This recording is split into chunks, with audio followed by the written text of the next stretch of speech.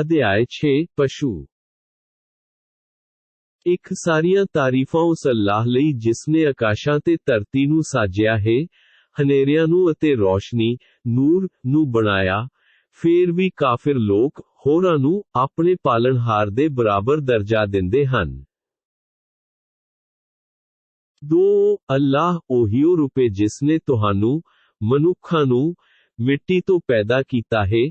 ਫੇਰ ਉਸਨੇ, ਤੁਹਾਡੇ ਲਈ, ਇੱਕ ਸਮਾਂ, ਮੌਤ ਦਾ ਨਿਸ਼ਚਿਤ ਕੀਤਾ ਅਤੇ ਉਸਦੇ ਕੋਲ ਕਿਆਮਤ ਦਾ ਸਮਾਂ ਵੀ ਨਿਸ਼ਚਿਤ ਕੀਤਾ ਹੋਇਆ ਹੈ। ਵਿਸ਼ੇਸ਼ ਕਿਆਮਤ ਦਾ ਸਮਾਂ ਅੱਲਾਹ ਨੂੰ ਹੀ ਪਤਾ ਹੈ, ਤੁਸੀਂ ਫੇਰ ਵੀ ਸ਼ੱਕ ਕਰਦੇ ਹੋ। 3 ਅਤੇ ਉਹੀਓ ਅੱਲਾਹ ਆਕਾਸ਼ਾਂ ਵਿੱਚ ਵੀ ਹੈ ਤੇ ਧਰਤੀ ਵਿੱਚ ਵੀ ਉਹੀਓ ਹੈ। ਉਹ ਤੁਹਾਡੀਆਂ ਗੁਪਤ ਗੱਲਾਂ ਨੂੰ ਵੀ ਅਤੇ ਤੁਹਾਡੇ ਜ਼ਾਹਿਰ, ਵਿਖਾਵੇ, ਨੂੰ ਵੀ ਜਾਣਦਾ ਹੈ ਅਤੇ ਉਹ ਸਭ ਉਹ ਵੀ ਜਾਣਦਾ ਹੈ ਜੋ ਤੁਸੀਂ ਕਰਦੇ ਹੋ। 4 ਅਤੇ ਇਹਨਾਂ ਕੋਲ ਇਹਨਾਂ ਦੇ ਰੱਬ ਦੀਆਂ ਨਿਸ਼ਾਨੀਆਂ ਵਿੱਚੋਂ ਕੋਈ ਵੀ ਨਿਸ਼ਾਨੀ ਅਜਿਹੀ ਨਹੀਂ ਆਈ ਜਿਸ ਤੋਂ ਇਹਨਾਂ ਨੇ ਮੂੰਹ ਨਾ ਮੋੜਿਆ ਹੋਵੇ। 5 ਜਦੋਂ ਉਹਨਾਂ ਕੋਲ ਹੱਕ, ਕੁਰਾਨ, ਆ ਗਿਆ ਤਾਂ ਉਹਨਾਂ ਨੇ ਇਸ ਨੂੰ ਵੀ ਝੁਠਲਾਇਆ। ਸੋ ਛੇਤੀ ਹੀ ਉਹਨਾਂ ਇਨਕਾਰੀਆਂ ਨੂੰ ਉਸ ਦੀ ਮਹੱਤਤਾ ਦਾ ਪਤਾ ਲੱਗ ਜਾਵੇਗਾ ਜਿਸ ਚੀਜ਼ ਨਾਲ ਇਹ ਲੋਕ ਮਖੌਲ ਕਰਿਆ ਕਰਦੇ ਸਨ। 1 6 ਕਿ ਉਹਨਾਂ ਨੇ ਨਹੀਂ ਵੇਖਿਆ ਕਿ ਇਹਨਾਂ ਤੋਂ ਪਹਿਲਾਂ ਅਸੀਂ ਕਿੰਨੀਆਂ ਹੀ ਕੌਮਾਂ ਨੂੰ ਹਲਾਕ ਕਰ ਚੁੱਕੇ ਹਾਂ ਜਿਨ੍ਹਾਂ ਨੂੰ ਅਸੀਂ ਧਰਤੀ ਉੱਤੇ ਇੰਨਾ ਸ਼ਕਤੀਸ਼ਾਲੀ ਬਣਾਇਆ ਸੀ ਕਿ ਤੁਹਾਨੂੰ ਤਾਂ ਉਹ ਸ਼ਕਤੀ ਦਿੱਤੀ ਹੀ ਨਹੀਂ। ਅਸੀਂ ਉਹਨਾਂ ਉੱਤੇ ਆਕਾਸ਼ ਤੋਂ ਮੌਸਲਾਧਾਰ ਬਾਰਿਸ਼ ਕੀਤੀ ਅਤੇ ਨਹਿਰਾਂ ਬਣਾਈਆਂ ਜਿਹੜੀਆਂ ਉਹਨਾਂ ਦੇ ਘਰਾਂ ਹੇਠ ਵਗਦੀਆਂ ਸਨ। ਫੇਰ ਅਸੀਂ ਉਹਨਾਂ ਦੇ ਪਾਪਾਂ ਕਾਰਨ ਉਹਨਾਂ ਨੂੰ ਹਲਾਕ ਕਰ ਦਿੱਤਾ ਅਤੇ ਉਹਨਾਂ ਦੀ ਥਾਂ ਦੂਜੀਆਂ ਕੌਮਾਂ ਪੈਦਾ ਕੀਤੀਆਂ। 7 ਹੇ ਨਬੀ, ਜੇ ਅਸੀਂ ਕਾਗਜ਼ ਤੇ ਲਿਖੀ ਹੋਈ ਕੋਈ ਕਿਤਾਬ ਤੁਹਾਡੇ ਉੱਤੇ ਨਾਜ਼ਿਲ ਕਰ ਦਿੰਦੇ, ਫੇਰ ਇਹ ਮੱਕੇ ਦੇ ਕਾਫਿਰ ਲੋਕ ਇਸ ਨੂੰ ਆਪਣੇ ਹੱਥੀਂ ਛੂ ਕੇ ਵੀ ਵੇਖ ਲੈਂਦੇ ਤਾਂ ਵੀ ਇਹ ਕਾਫਿਰ ਜ਼ਰੂਰ ਇਹੋ ਆਖਦੇ ਕਿ ਇਹ ਤਾਂ ਪ੍ਰਤੱਖ ਜਾਦੂ ਹੀ ਹੈ। 8 ਇਹ ਲੋਕ ਤਾਂ ਇਹ ਵੀ ਕਹਿੰਦੇ ਹਨ ਕਿ ਇਸ ਨਬੀ ਉੱਤੇ ਕੋਈ ਫਰਿਸ਼ਤਾ ਕਿਉਂ ਨਹੀਂ ਉਤਾਰਿਆ ਗਿਆ। ਹੇ ਨਬੀ, ਜੇ ਅਸੀਂ ਕੋਈ ਫਰਿਸ਼ਤਾ ਵੀ ਭੇਜ ਦਿੰਦੇ ਤਾਂ ਸਾਰਾ ਕਿੱਸਾ ਹੀ ਖਤਮ ਹੋ ਗਿਆ ਹੁੰਦਾ। ਫੇਰ ਇਹਨਾਂ ਨੂੰ ਕੋਈ ਢਿੱਲ ਵੀ ਨਾ ਮਿਲਦੀ। 9 ਜੇ ਅਸੀਂ ਇਸ ਨਬੀ ਨੂੰ, ਫਰਿਸ਼ਤਾ ਬਣਾ ਕੇ ਉਤਾਰਦੇ ਤਾਂ ਵੀ ਉਹ ਮਨੁੱਖੀ ਰੂਪ ਵਿੱਚ ਹੀ ਆਉਂਦਾ। ਇਸੇ ਪ੍ਰਕਾਰ ਦਾ ਸ਼ੱਕ ਇਹ ਫੇਰ ਵੀ ਕਰਦੇ ਜਿਸ ਵਿੱਚ ਇਹ ਹੁਣ ਫਸੇ ਹੋਏ ਹਨ। 1 ਹੈ ਨਬੀ, ਤੁਹਾਥੋਂ ਪਹਿਲਾਂ ਜਿਹੜੇ ਵੀ ਪੈਗੰਬਰ ਹੋਏ ਹਨ, ਉਹਨਾਂ ਦਾ ਵੀ ਮਖੌਲ ਕੀਤਾ ਗਿਆ ਸੀ। ਫੇਰ ਇਹਨਾਂ ਵਿੱਚੋਂ ਜਿਹੜੇ ਲੋਕਾਂ ਨੇ ਮਖੌਲ ਕੀਤਾ ਸੀ, ਉਹਨਾਂ ਨੂੰ ਉਸ ਅਜ਼ਾਬ ਨੇ ਆ ਘੇਰਿਆ, ਜਿਸ ਦਾ ਉਹ ਮਖੌਲ ਉਡਾਇਆ ਕਰਦੇ ਸਨ। 1 ਹੇ ਨਬੀ, ਤੁਸੀਂ ਆਖ ਦਿਓ ਕਿ ਰਤਾ ਧਰਤੀ ਉੱਤੇ ਘੁੰਮ ਫਿਰ ਕੇ ਵੇਖੋ ਕਿ ਰੱਬ ਦੇ ਇਨਕਾਰੀਆਂ ਦਾ ਕਿਹੋ ਜਿਹਾ ਅੰਤ ਹੋਇਆ ਸੀ। 2 ਇਹਨਾਂ ਤੋਂ ਪੁੱਛੋ ਕਿ ਜੋ ਕੁਝ ਵੀ ਆਕਾਸ਼ਾਂ ਤੇ ਧਰਤੀ ਵਿੱਚ ਮੌਜੂਦ ਹੈ ਉਹਨਾਂ ਸਭ ਦਾ ਮਾਲਿਕ ਕੌਣ ਹੈ? ਤੁਸੀਂ ਕਹੋ ਕਿ ਸਭ ਦਾ ਮਾਲਿਕ ਅੱਲਾਹ ਹੀ ਹੈ। ਅੱਲਾਹ ਨੇ ਆਪਣੀ ਮਖਲੂਕ ਉੱਤੇ ਮਿਹਰਬਾਨੀ ਕਰਨਾ ਆਪਣੇ ਲਈ ਲਾਜ਼ਮ ਕਰ ਲਿਆ ਹੈ। ਉਹ ਕਿਆਮਤ ਦਿਹਾੜੇ ਤੁਹਾਨੂੰ ਸਾਰਿਆਂ ਨੂੰ ਜ਼ਰੂਰ ਹੀ ਇਕੱਠਾ ਕਰੇਗਾ, ਜਿਸ ਦੇ ਆਉਣ ਵਿੱਚ ਕੋਈ ਸ਼ੱਕ ਨਹੀਂ। ਜਿਨ੍ਹਾਂ ਲੋਕਾਂ ਨੇ ਆਪਣੇ ਆਪ ਨੂੰ ਘਾਟੇ ਵਿੱਚ ਰੱਖਿਆ ਹੈ ਉਹ ਈਮਾਨ ਨਹੀਂ ਲਿਆਉਣਗੇ। 3 ਰਾਤ ਦੇ ਹਨੇਰਿਆਂ ਅਤੇ ਦਿਨ ਦੇ ਉਜਾਲੇ ਵਿੱਚ ਜੋ ਕੁਝ ਮੌਜੂਦ ਹੈ, ਉਹ ਸਭ ਅੱਲਾਹ ਦਾ ਹੀ ਹੈ। ਉਹ ਸਭ ਕੁਝ ਸੁਣਦਾ ਤੇ ਭਲੀ ਭਾਂਤ ਜਾਣਦਾ ਹੈ। 4 ਹੇ ਨਬੀ, ਤੁਸੀਂ ਆਖ ਦਿਓ, ਕੀ ਮੈਂ ਉਸ ਅੱਲਾਹ ਤੋਂ ਛੁੱਟ ਕਿਸੇ ਹੋਰ ਨੂੰ ਆਪਣਾ ਇਸ਼ਟ ਬਣਾ ਲਵਾਂ? ਉਹੀਓ ਆਕਾਸ਼ਾਂ ਤੇ ਧਰਤੀ ਦਾ ਪੈਦਾ ਕਰਨ ਵਾਲਾ ਹੈ। ਉਹ ਸਭ ਨੂੰ ਖਾਣ ਨੂੰ ਦਿੰਦਾ ਹੈ ਅਤੇ ਉਸ ਨੂੰ ਕੋਈ ਖਾਣ ਨੂੰ ਨਹੀਂ ਦਿੰਦਾ। ਸੋ ਤੁਸੀਂ ਆਖ ਦਿਓ ਕਿ ਮੈਨੂੰ ਇਹ ਹੁਕਮ ਹੋਇਆ ਹੈ ਕਿ ਸਭ ਤੋਂ ਪਹਿਲਾਂ ਮੈਂ ਇਸਲਾਮ ਕਬੂਲ ਕਰਾਂ ਅਤੇ ਮੁਸ਼ਰਿਕਾਂ ਵਿੱਚ ਸ਼ਾਮਿਲ ਨਾ ਹੋਵਾਂ। 5 ਹੇ ਨਬੀ, ਤੁਸੀਂ ਆਖੋ ਕਿ ਜੇ ਮੈਂ ਆਪਣੇ ਰੱਬ ਦਾ ਕਹਿਣਾ ਨਾ ਮੰਨਿਆ ਤਾਂ ਮੈਂ ਇੱਕ ਵੱਡੇ ਕਿਆਮਤ ਦੇ ਦਿਨ ਦੇ ਅਜ਼ਾਬ ਭੋਗਣ ਤੋਂ ਡਰਦਾ ਹਾਂ। 1:6 ਜਿਸ ਵਿਅਕਤੀ ਤੋਂ ਉਸ ਦਿਨ ਨਰਕ ਦਾ ਅਜ਼ਾਬ ਹਟਾ ਦਿੱਤਾ ਜਾਵੇਗਾ, ਉਸ ਉੱਤੇ ਅੱਲਾਹ ਦਾ ਬਹੁਤ ਹੀ ਵੱਡਾ ਰਹਿਮ ਹੋਵੇਗਾ। ਇਹੋ ਅਸਲੀ ਕਾਮਯਾਬੀ ਹੈ।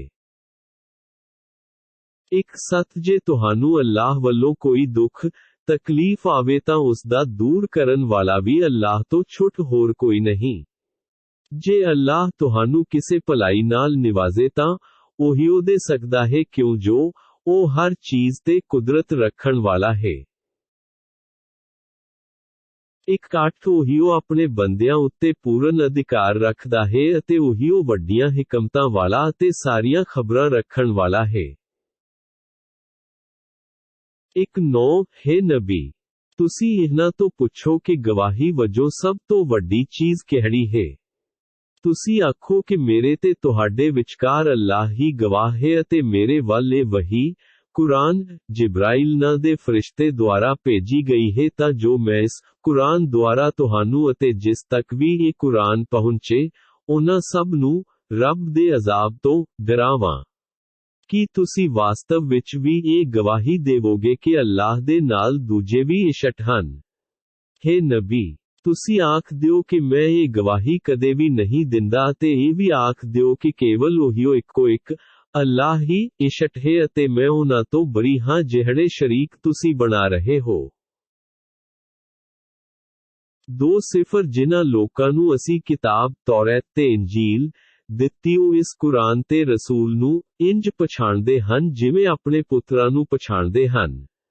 ਜਿਨ੍ਹਾਂ ਨੇ ਆਪਣੇ ਆਪ ਨੂੰ ਘਾਟੇ ਵਿੱਚ ਪਾ ਛੱਡਿਆ ਹੈ, ਉਹ ਈਮਾਨ ਨਹੀਂ ਲਿਆਉਣਗੇ। 1 2:1 ਉਸ ਵਿਅਕਤੀ ਤੋਂ ਵੱਡਾ ਜ਼ਾਲਮ ਕੌਣ ਹੋਵੇਗਾ, ਜਿਹੜਾ ਅੱਲਾਹ ਤੇ ਝੂਠ ਥਾਪੇ ਜਾਂ ਅੱਲਾਹ ਦੀਆਂ ਆਇਤਾਂ, ਨਿਸ਼ਾਨੀਆਂ ਨੂੰ ਝੂਠਾ ਆਖੇ। ਅਜਿਹੇ ਜ਼ਾਲਮ ਕਦੇ ਵੀ ਸਫਲ ਨਹੀਂ ਹੋਣਗੇ। 2:2 ਉਹ ਸਮਾਂ ਵੀ ਯਾਦ ਕਰੋ ਜਦੋਂ ਅਸੀਂ ਸਾਰਿਆਂ ਨੂੰ ਇੱਕ ਥਾਂ ਇਕੱਠਾ ਕਰਾਂਗੇ, ਫੇਰ ਅਸੀਂ ਮੁਸ਼ਰਿਕਾਂ ਨੂੰ ਕਹਾਂਗੇ ਕਿ ਤੁਹਾਡੇ ਉਹ ਸ਼ਰੀਕ ਕਿੱਥੇ ਹਨ, ਜਿਨ੍ਹਾਂ ਨੂੰ ਤੁਸੀਂ ਅੱਲਾਹ ਦਾ ਸਾਂਝੀ ਵਿਚਾਰਦੇ ਸੀ। 2:3 ਇਸ ਪੁੱਛ ਗਿੱਛ ਤੇ ਇਸ ਤੋਂ ਛੁੱਟ ਹੋਰ ਕੁਝ ਵੀ ਬਹਾਨਾ ਨਹੀਂ ਹੋਵੇਗਾ ਕਿ ਉਹ ਇਹੋ ਆਖਣਗੇ ਕਿ ਹੈ ਅੱਲਾਹ, ਸਾਨੂੰ ਸਾਡੇ ਪਾਲਣਹਾਰ ਦੀ ਸੁਣ ਕੇ ਅਸੀਂ ਉਕਾ ਹੀ ਮੁਸ਼ਰਿਕ ਨਹੀਂ ਸੀ। 2:4 ਵੇਖਣਾ ਕਿ ਉਹ ਕਿਵੇਂ ਆਪਣੀਆਂ ਜਾਨਾਂ ਉੱਤੇ ਝੂਠ ਕੜਨਗੇ ਅਤੇ ਜਿਨ੍ਹਾਂ ਨੂੰ ਉਹ ਇਸ਼ਟ ਬਣਾਉਂਦੇ ਸੀ ਉਹ ਸਭ ਅਲੋਪ ਹੋ ਜਾਣਗੇ। 2:5 ਇਹਨਾਂ ਮੱਕੇ ਦੇ ਕਾਫਿਰਾਂ ਵਿੱਚੋਂ ਕੁਝ ਉਹ ਵੀ ਹਨ ਜਿਹੜੇ ਕੰਨ ਲਾ ਕੇ ਤੁਹਾਡੀਆਂ ਗੱਲਾਂ ਸੁਣਦੇ ਹਨ, ਜਦ ਕਿ ਅਸੀਂ ਉਹਨਾਂ ਦੇ ਦਿਲਾਂ ਤੇ ਪਰਦੇ ਪਾ ਛੱਡੇ ਹਨ ਤਾਂ ਜੋ ਉਹ ਸਮਝ ਹੀ ਨਾ ਸਕਣ ਅਤੇ ਉਹਨਾਂ ਦੇ ਕੰਨਾਂ ਵਿੱਚ ਡਾਟ ਪਾ ਰੱਖੀ ਹੈ। ਜੇਕਰ ਉਹ ਲੋਕ ਦਲੀਲਾਂ ਨਿਸ਼ਾਨੀਆਂ ਵੇਖ ਲੈਣ ਤਾਂ ਵੀ ਉਹ ਈਮਾਨ ਨਹੀਂ ਲਿਆਉਣਗੇ। ਜਦੋਂ ਇਹ ਲੋਕੀ ਤੁਹਾਡੇ ਕੋਲ ਆਉਂਦੇ ਹਨ ਤਾਂ ਤੁਹਾਡੇ ਨਾਲ ਮੱਲੋ ਮੱਲੀ ਬਹਿਸਾਂ ਕਰਦੇ ਹਨ। ਇਹ ਲੋਕੀ ਜਿਹੜੇ ਕਾਫਿਰ ਹਨ, ਉਹ ਕਹਿੰਦੇ ਹਨ ਕਿ ਇਹ ਕੁਰਾਨ ਤਾਂ ਕੁਝ ਵੀ ਨਹੀਂ ਕੇਵਲ ਦਲੀਲ ਗੱਲਾਂ ਹਨ, ਜਿਹੜੀਆਂ ਪਹਿਲਾਂ ਤੋਂ ਚੱਲੀਆਂ ਆ ਰਹੀਆਂ ਹਨ।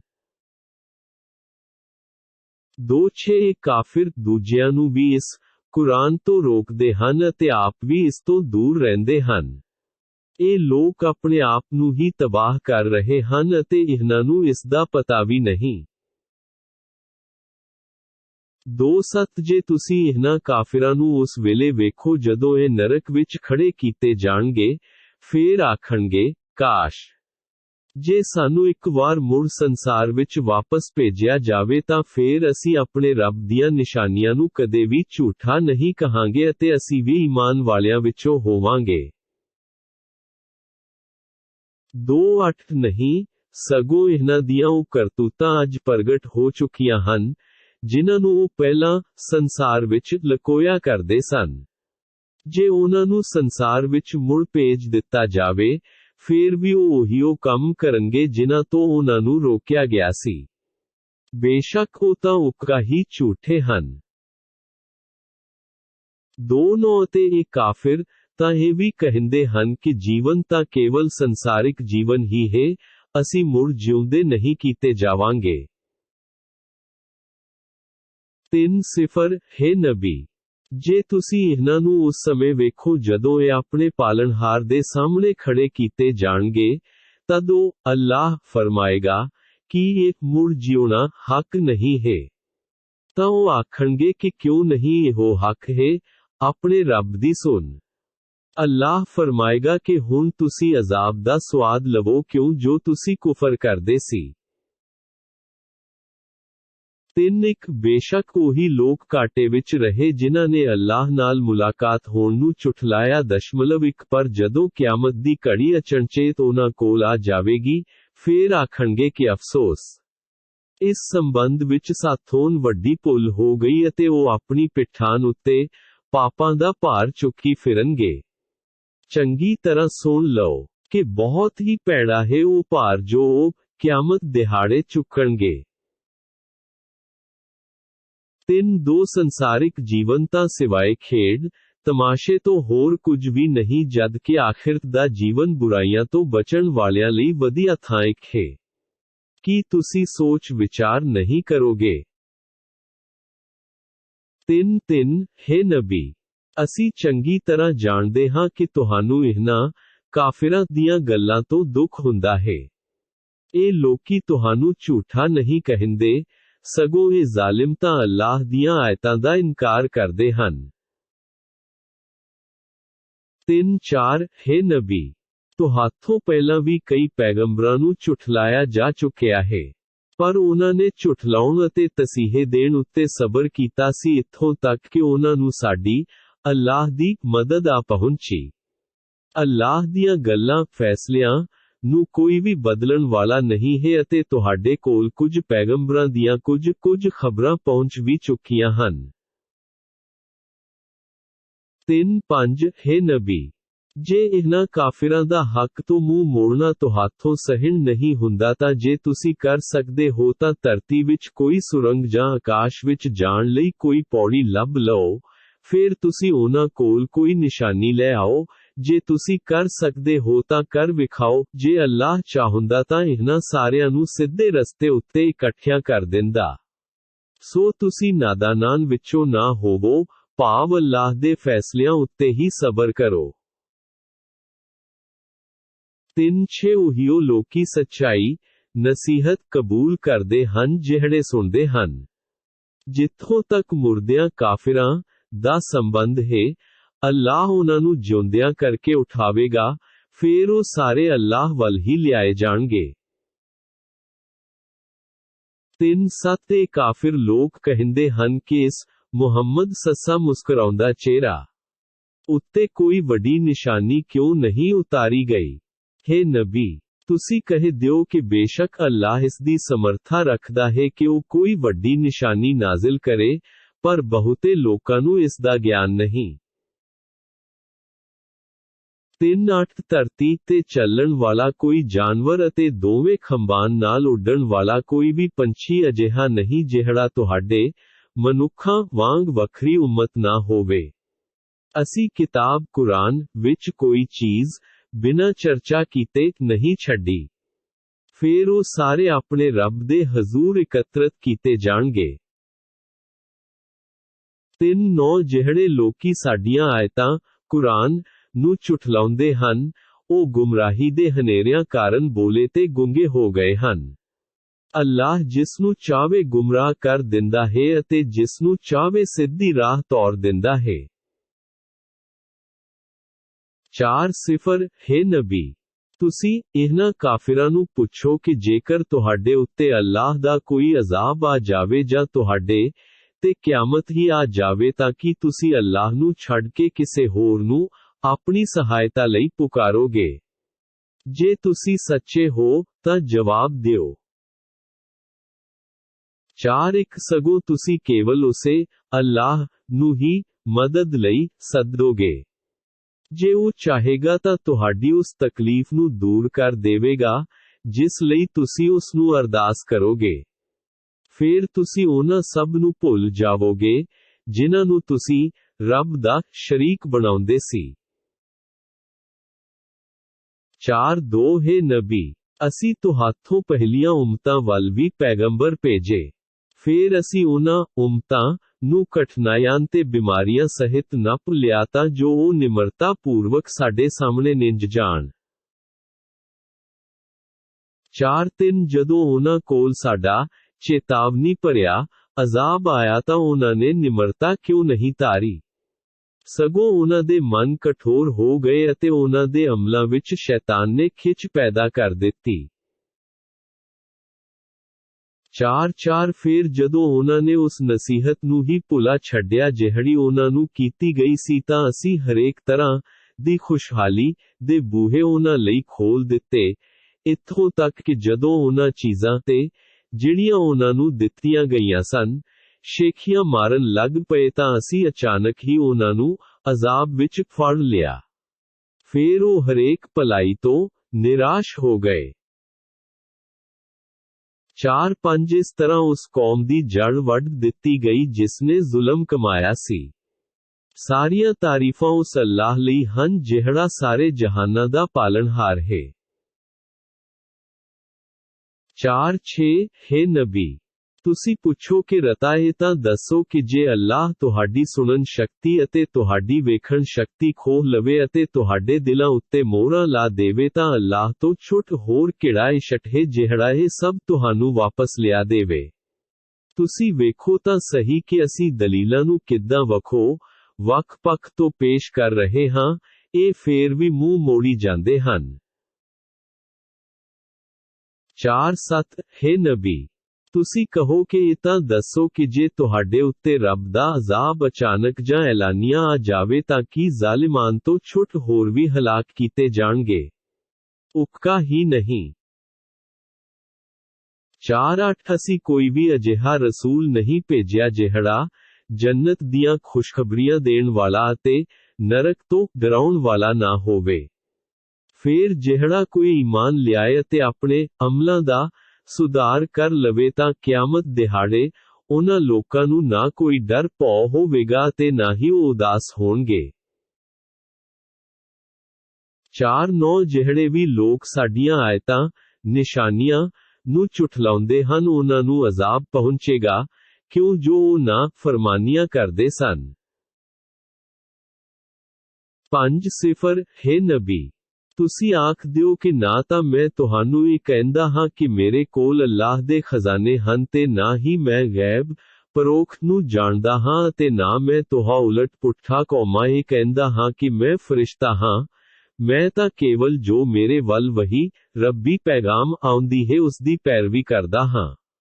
ਤੁਸੀਂ ਪੁੱਛੋ ਕੀ ਅੰਨਾ ਤੇ ਸੁਜਾਖਾ ਦੋਵੇਂ ਇੱਕ ਬਰਾਬਰ ਹੋ ਸਕਦੇ ਹਨ? ਕੀ ਤੁਸੀਂ ਸੋਚ ਵਿਚਾਰ ਨਹੀਂ ਕਰਦੇ? 5-1 ਹੈ ਨਬੀ, ਤੁਸੀਂ ਇਸ ਕੁਰਾਨ ਰਾਹੀਂ ਉਹਨਾਂ ਲੋਕਾਂ ਨੂੰ ਡਰਾਓ ਜਿਹੜੇ ਇਸ ਗੱਲ ਤੋਂ ਡਰਦੇ ਹਨ ਕਿ ਆਪਣੇ ਰੱਬ ਦੀ ਹਜ਼ੂਰੀ ਵਿੱਚ ਇਸ ਹਾਲਤ ਵਿੱਚ ਇਕੱਠੇ ਕੀਤੇ ਜਾਣਗੇ ਜਿੱਥੇ ਉਸ ਅੱਲਾਹ ਤੋਂ ਛੁੱਟ ਉਹਨਾਂ ਦਾ ਨਾ ਕੋਈ ਯਾਰ ਮਿੱਤਰ ਹੋਵੇਗਾ ਤੇ ਨਾ ਹੀ ਕੋਈ ਸਿਫਾਰਸ਼ੀ ਹੋਵੇਗਾ। ਹੋ ਸਕਦਾ ਹੈ ਕਿ ਇਸੇ ਡਰ ਕਾਰਨ ਉਹ ਬੁਰਾਈਆਂ ਤੋਂ ਬਚਣ ਵਾਲੇ ਬਣ ਜਾਣ। 5-2 ਹੈ ਨਬੀ, ਉਹਨਾਂ ਲੋਕਾਂ ਨੂੰ ਆਪਣੇ ਤੋਂ ਦੂਰ ਨਾ ਕਰੋ ਜਿਹੜੇ ਸਵੇਰੇ ਸ਼ਾਮ ਆਪਣੇ ਪਾਲਣਹਾਰ ਦੀ ਇਬਾਦਤ ਕਰਦੇ ਹਨ, ਕੇਵਲ ਉਸੇ ਦੀ ਰਜ਼ਾ ਚਾਹੁੰਦੇ ਹਨ। ਉਹਨਾਂ ਦੇ ਹਿਸਾਬ ਦਾ ਤੁਹਾਡੇ ਤੇ ਕੋਈ ਪਾਰ ਨਹੀਂ ਅਤੇ ਤੁਹਾਡੇ ਹਿਸਾਬ ਦਾ ਬੋਝ ਪਾਰ ਉਹਨਾਂ ਤੇ ਨਹੀਂ। ਜੇ ਤੁਸੀਂ ਉਹਨਾਂ ਨੂੰ ਆਪਣੇ ਤੋਂ ਦੂਰ ਕਰੋਗੇ ਤਾਂ ਤੁਸੀਂ ਵੀ ਜ਼ਾਲਮਾਂ ਵਿੱਚ ਗਿਣੇ ਜਾਓਗੇ।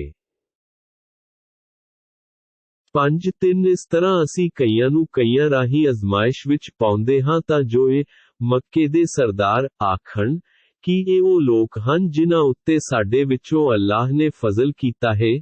ਹਾਂ, ਕੀ ਇਹ ਗੱਲ ਸੱਚ ਨਹੀਂ ਕਿ ਅੱਲਾਹ ਸ਼ੁਕਰਗੁਜ਼ਾਰ ਬੰਦਿਆਂ ਨੂੰ ਇਹਨਾਂ ਕਾਫਿਰਾਂ ਤੋਂ ਵੱਧ ਜਾਣਦਾ ਹੈ।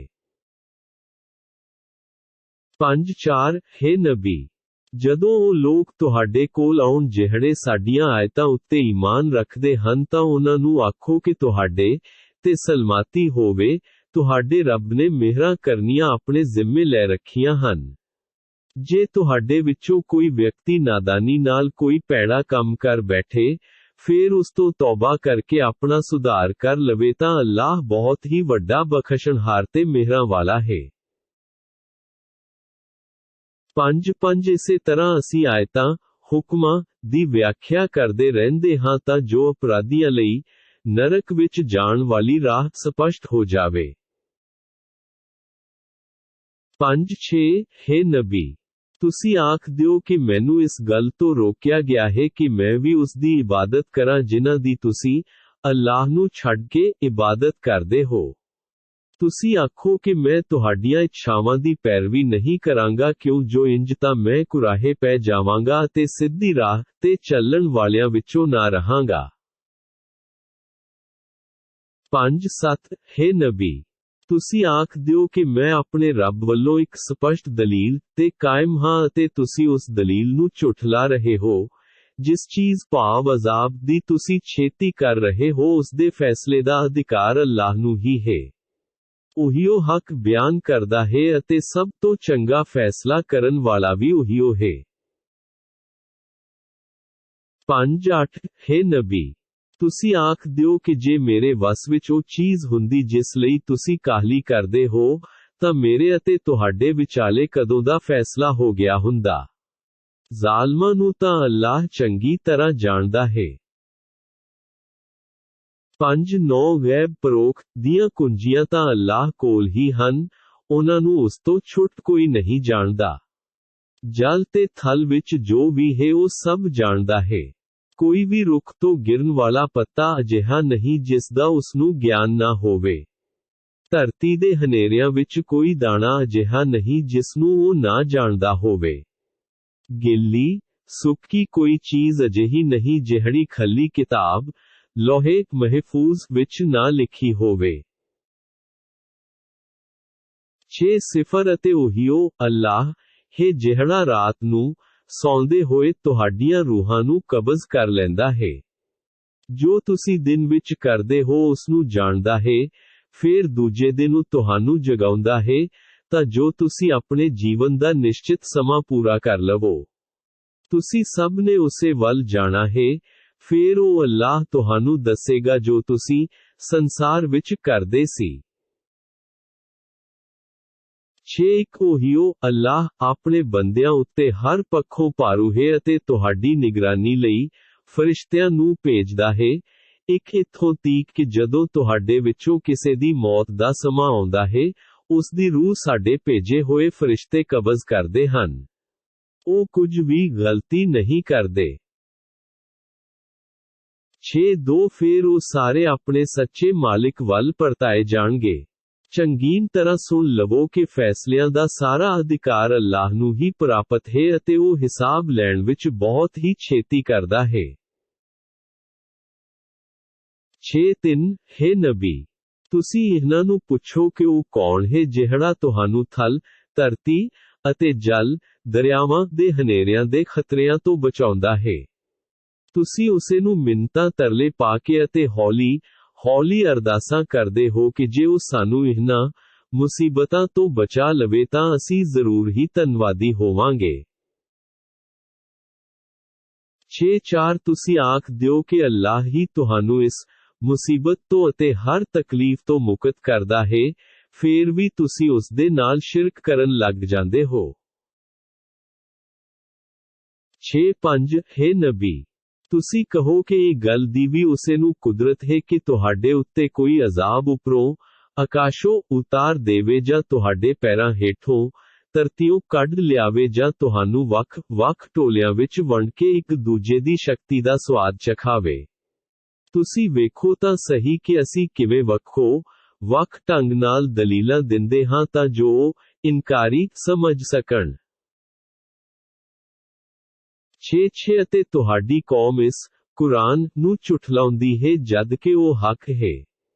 ਤੁਸੀਂ ਕਹਿ ਦਿਓ ਕਿ ਮੈਂ ਤੁਹਾਡੇ ਉੱਤੇ ਕੋਈ ਨਿਗਰਾਨ ਨਹੀਂ ਹਾਂ। 6-7 ਹਰੇਕ ਖਬਰ ਦੇ ਪ੍ਰਗਟ ਹੋਣ ਦਾ ਇੱਕ ਸਮਾਂ ਨਿਸ਼ਚਿਤ ਹੈ ਅਤੇ ਤੁਹਾਨੂੰ ਛੇਤੀ ਹੀ ਪਤਾ ਲੱਗ ਜਾਵੇਗਾ ਜਦੋਂ ਕਿਆਮਤ ਆਵੇਗੀ। 6-8 ਹੇ ਨਬੀ, ਜਦੋਂ ਤੁਸੀਂ ਵੇਖੋ ਕਿ ਇਹ ਕਾਫਿਰ ਲੋਕ ਸਾਡੀਆਂ ਆਇਤਾਂ, ਆਦੇਸ਼ਾਂ ਦੀ ਨਿੰਦਾ ਕਰਦੇ ਹਨ ਤਾਂ ਇਹਨਾਂ ਲੋਕਾਂ ਤੋਂ ਦੂਰ ਹਟ ਜਾਓ, ਜਦੋਂ ਤੱਕ ਕਿ ਉਹ ਦੂਜੀਆਂ ਗੱਲਾਂ ਵਿੱਚ ਨਾ ਰੁੱਝ ਜਾਣ। ਜੇ ਸ਼ੈਤਾਨ ਤੁਹਾਨੂੰ ਇਹ ਗੱਲ ਭੁਲਾਵੀ ਦੇਵੇ ਤਾਂ ਯਾਦ ਆਉਣ, ਤੇ ਇਹਨਾਂ ਜ਼ਾਲਮਾਂ ਨਾਲ ਨਾ ਬੈਠੋ। 6-9 ਜਿਹੜੇ ਲੋਕੀ ਪਰਹੇਜ਼ਗਾਰ ਹਨ ਉਹਨਾਂ ਕਾਫਿਰਾਂ ਦੇ ਲੇਖੇ ਚੋਂ ਕਿਸੇ ਗੱਲ ਦੀ ਕੋਈ ਜ਼ਿੰਮੇਵਾਰੀ ਨਹੀਂ, ਪਰ ਨਸੀਹਤ ਕਰਨਾ ਉਹਨਾਂ ਦਾ ਫਰਜ਼ ਹੈ। ਹੋ ਸਕਦਾ ਹੈ ਕਿ ਉਹ ਕਾਫਿਰ ਵੀ ਰੱਬ ਤੋਂ ਡਰਨ ਵਾਲੇ ਬਣ ਜਾਣ। 7 ਹੈ ਨਬੀ, ਅਜਿਹੇ ਲੋਕਾਂ ਦਾ ਖਹਿੜਾ ਛੱਡੋ ਦਿਓ ਜਿਨ੍ਹਾਂ ਨੇ ਆਪਣੇ ਧਰਮ ਨੂੰ ਖੇਡ ਤਮਾਸ਼ਾ ਬਣਾ ਛੱਡਿਆ ਹੈ ਅਤੇ ਸੰਸਾਰਿਕ ਜੀਵਨ ਨੇ ਉਹਨਾਂ ਨੂੰ ਧੋਖੇ ਵਿੱਚ ਪਾ ਛੱਡਿਆ ਹੈ ਕਿ ਜੀਵਨ ਤਾਂ ਬਸ ਇਹੋ ਹੈ। ਤੁਸੀਂ ਇਸ ਕੁਰਾਨ ਦੁਆਰਾ ਨਸੀਹਤ ਕਰਦੇ ਰਹੋ ਤਾਂ ਜੋ ਕੋਈ ਵਿਅਕਤੀ ਆਪਣੀਆਂ ਹੀ ਕਰਤੂਤਾਂ ਕਾਰਨ ਰਾਹੀਂ ਬਰਬਾਦ ਨਾ ਹੋ ਜਾਵੇ। ਫੇਰ ਛੁੱਟ ਅੱਲਾਹ ਤੋਂ ਨਾ ਤਾਂ ਉਸ ਦਾ ਕੋਈ ਸਹਾਈ ਹੋਵੇਗਾ ਤੇ ਨਾ ਹੀ ਸਿਫਾਰਸ਼ੀ ਹੋਵੇਗਾ। ਜੇ ਉਹ ਦੁਨੀਆ ਭਰ ਦੀਆਂ ਸੰਭਵ ਚੀਜ਼ਾਂ ਵੀ ਆਪਣੇ ਬਚਾਓ ਦੇ ਬਦਲੇ ਵਿੱਚ ਦੇ ਦੇਣ ਤਾਂ ਵੀ ਉਸ ਤੋਂ ਕੁਝ ਨਹੀਂ ਲਿਆ ਜਾਵੇਗਾ। ਇਹ ਉਹ ਲੋਕ ਹਨ ਜਿਨ੍ਹਾਂ ਨੂੰ ਉਹਨਾਂ ਦੇ ਕਰਮਾਂ ਕਾਰਨ ਹਲਾਕ ਕੀਤਾ ਗਿਆ ਹੈ ਅਤੇ ਜਿਹੜਾ ਉਹ ਕੁਫਰ ਕਰਦੇ ਰਹੇ ਉਸ ਕਾਰਨ ਉਹਨਾਂ ਨੂੰ ਨਰਕ ਵਿੱਚ ਉਬਲਦਾ ਹੋਇਆ ਪਾਣੀ ਪੀਣ ਲਈ ਮਿਲੇਗਾ ਅਤੇ ਦਰਦਨਾਕ ਸਜ਼ਾ ਮਿਲੇਗੀ।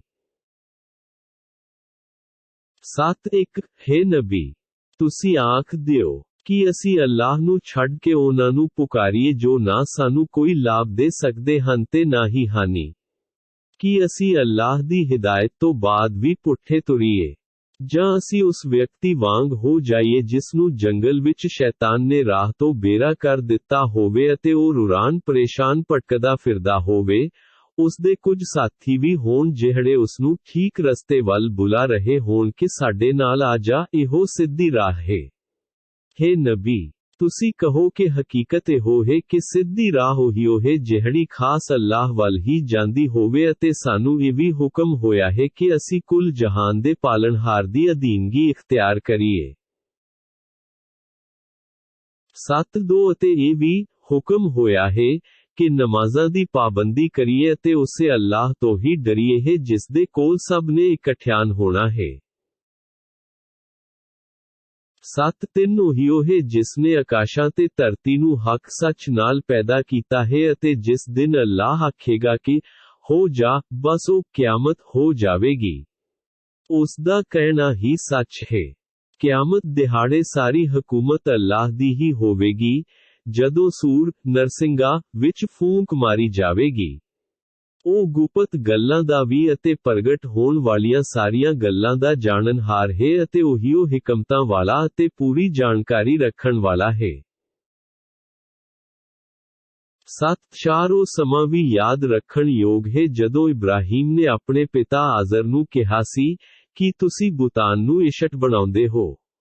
ਮੈਂ ਤੁਹਾਨੂੰ ਅਤੇ ਤੁਹਾਡੀ ਸਾਰੀ ਬਰਾਦਰੀ ਨੂੰ ਗੁੰਮਰਾਹੀ ਵਿੱਚ ਪਿਆ ਵੇਖ ਰਿਹਾ ਹਾਂ। 1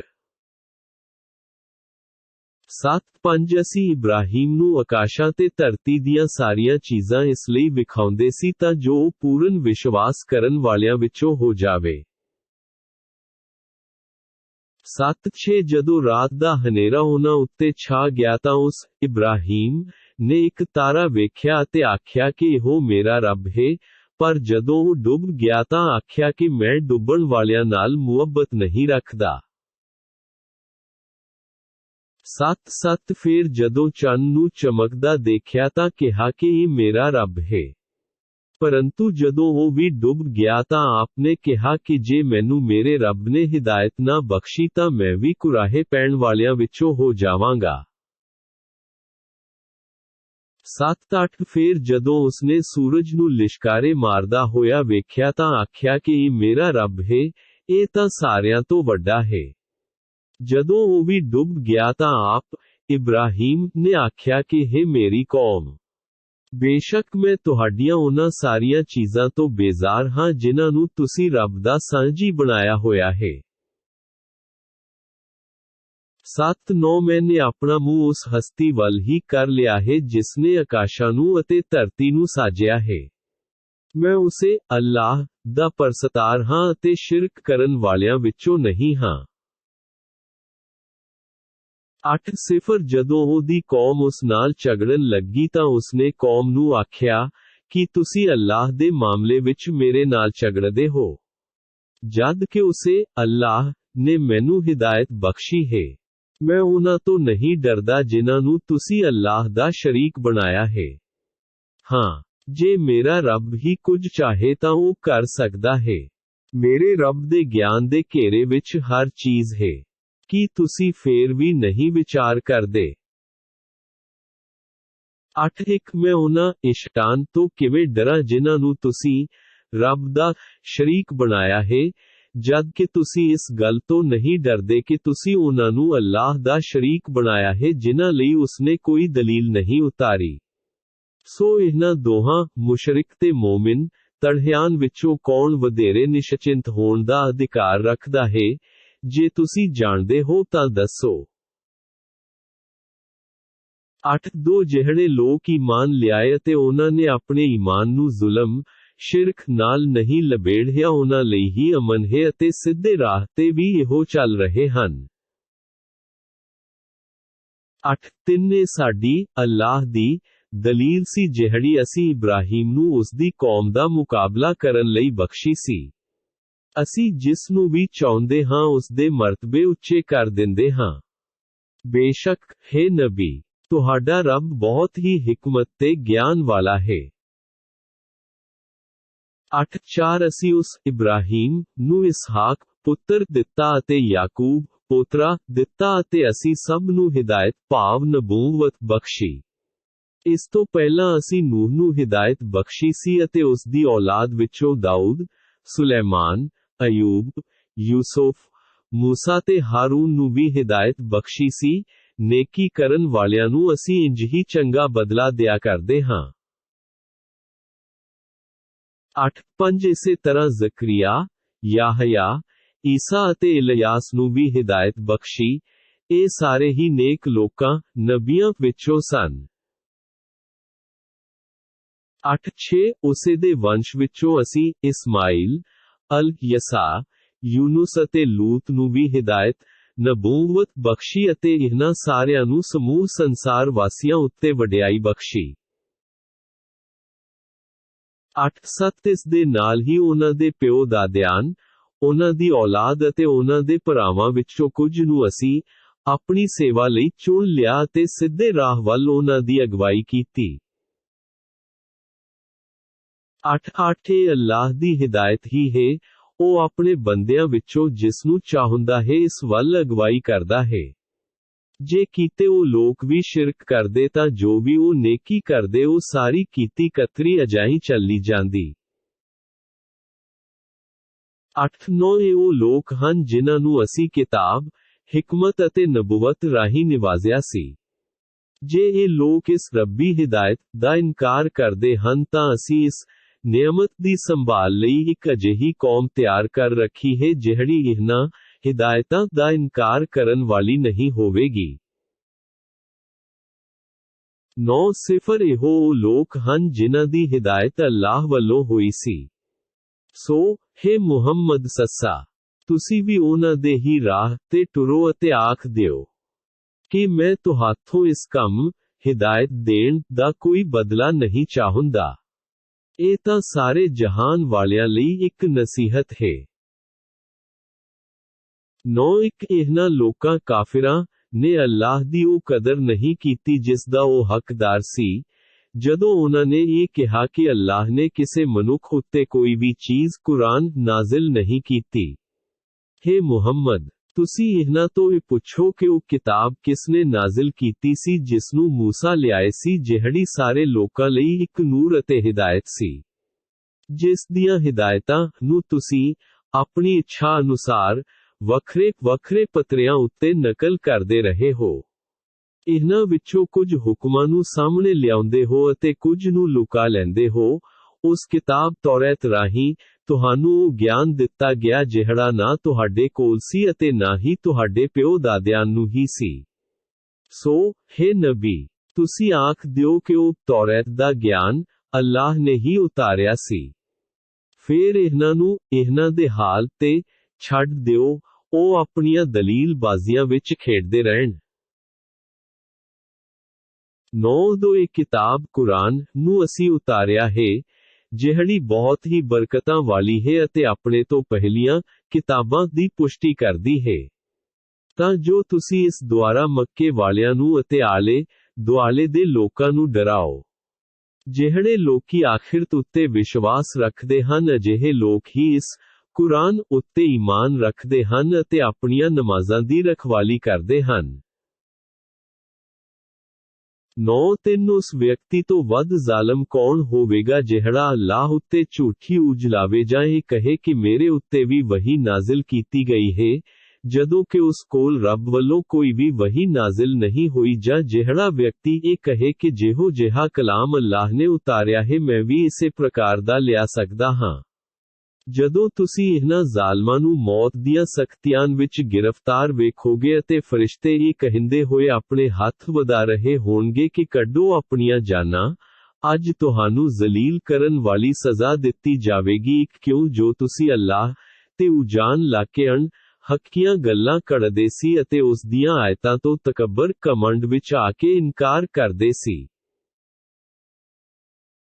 9 ਅੱਜ ਤੁਸੀਂ ਸਾਡੇ ਕੋਲ ਉਸੇ ਤਰ੍ਹਾਂ ਇਕੱਲੇ ਆਏ ਹੋ ਜਿਵੇਂ ਅਸੀਂ ਤੁਹਾਨੂੰ ਪਹਿਲੀ ਵਾਰ ਇਕੱਲਾ ਪੈਦਾ ਕੀਤਾ ਸੀ।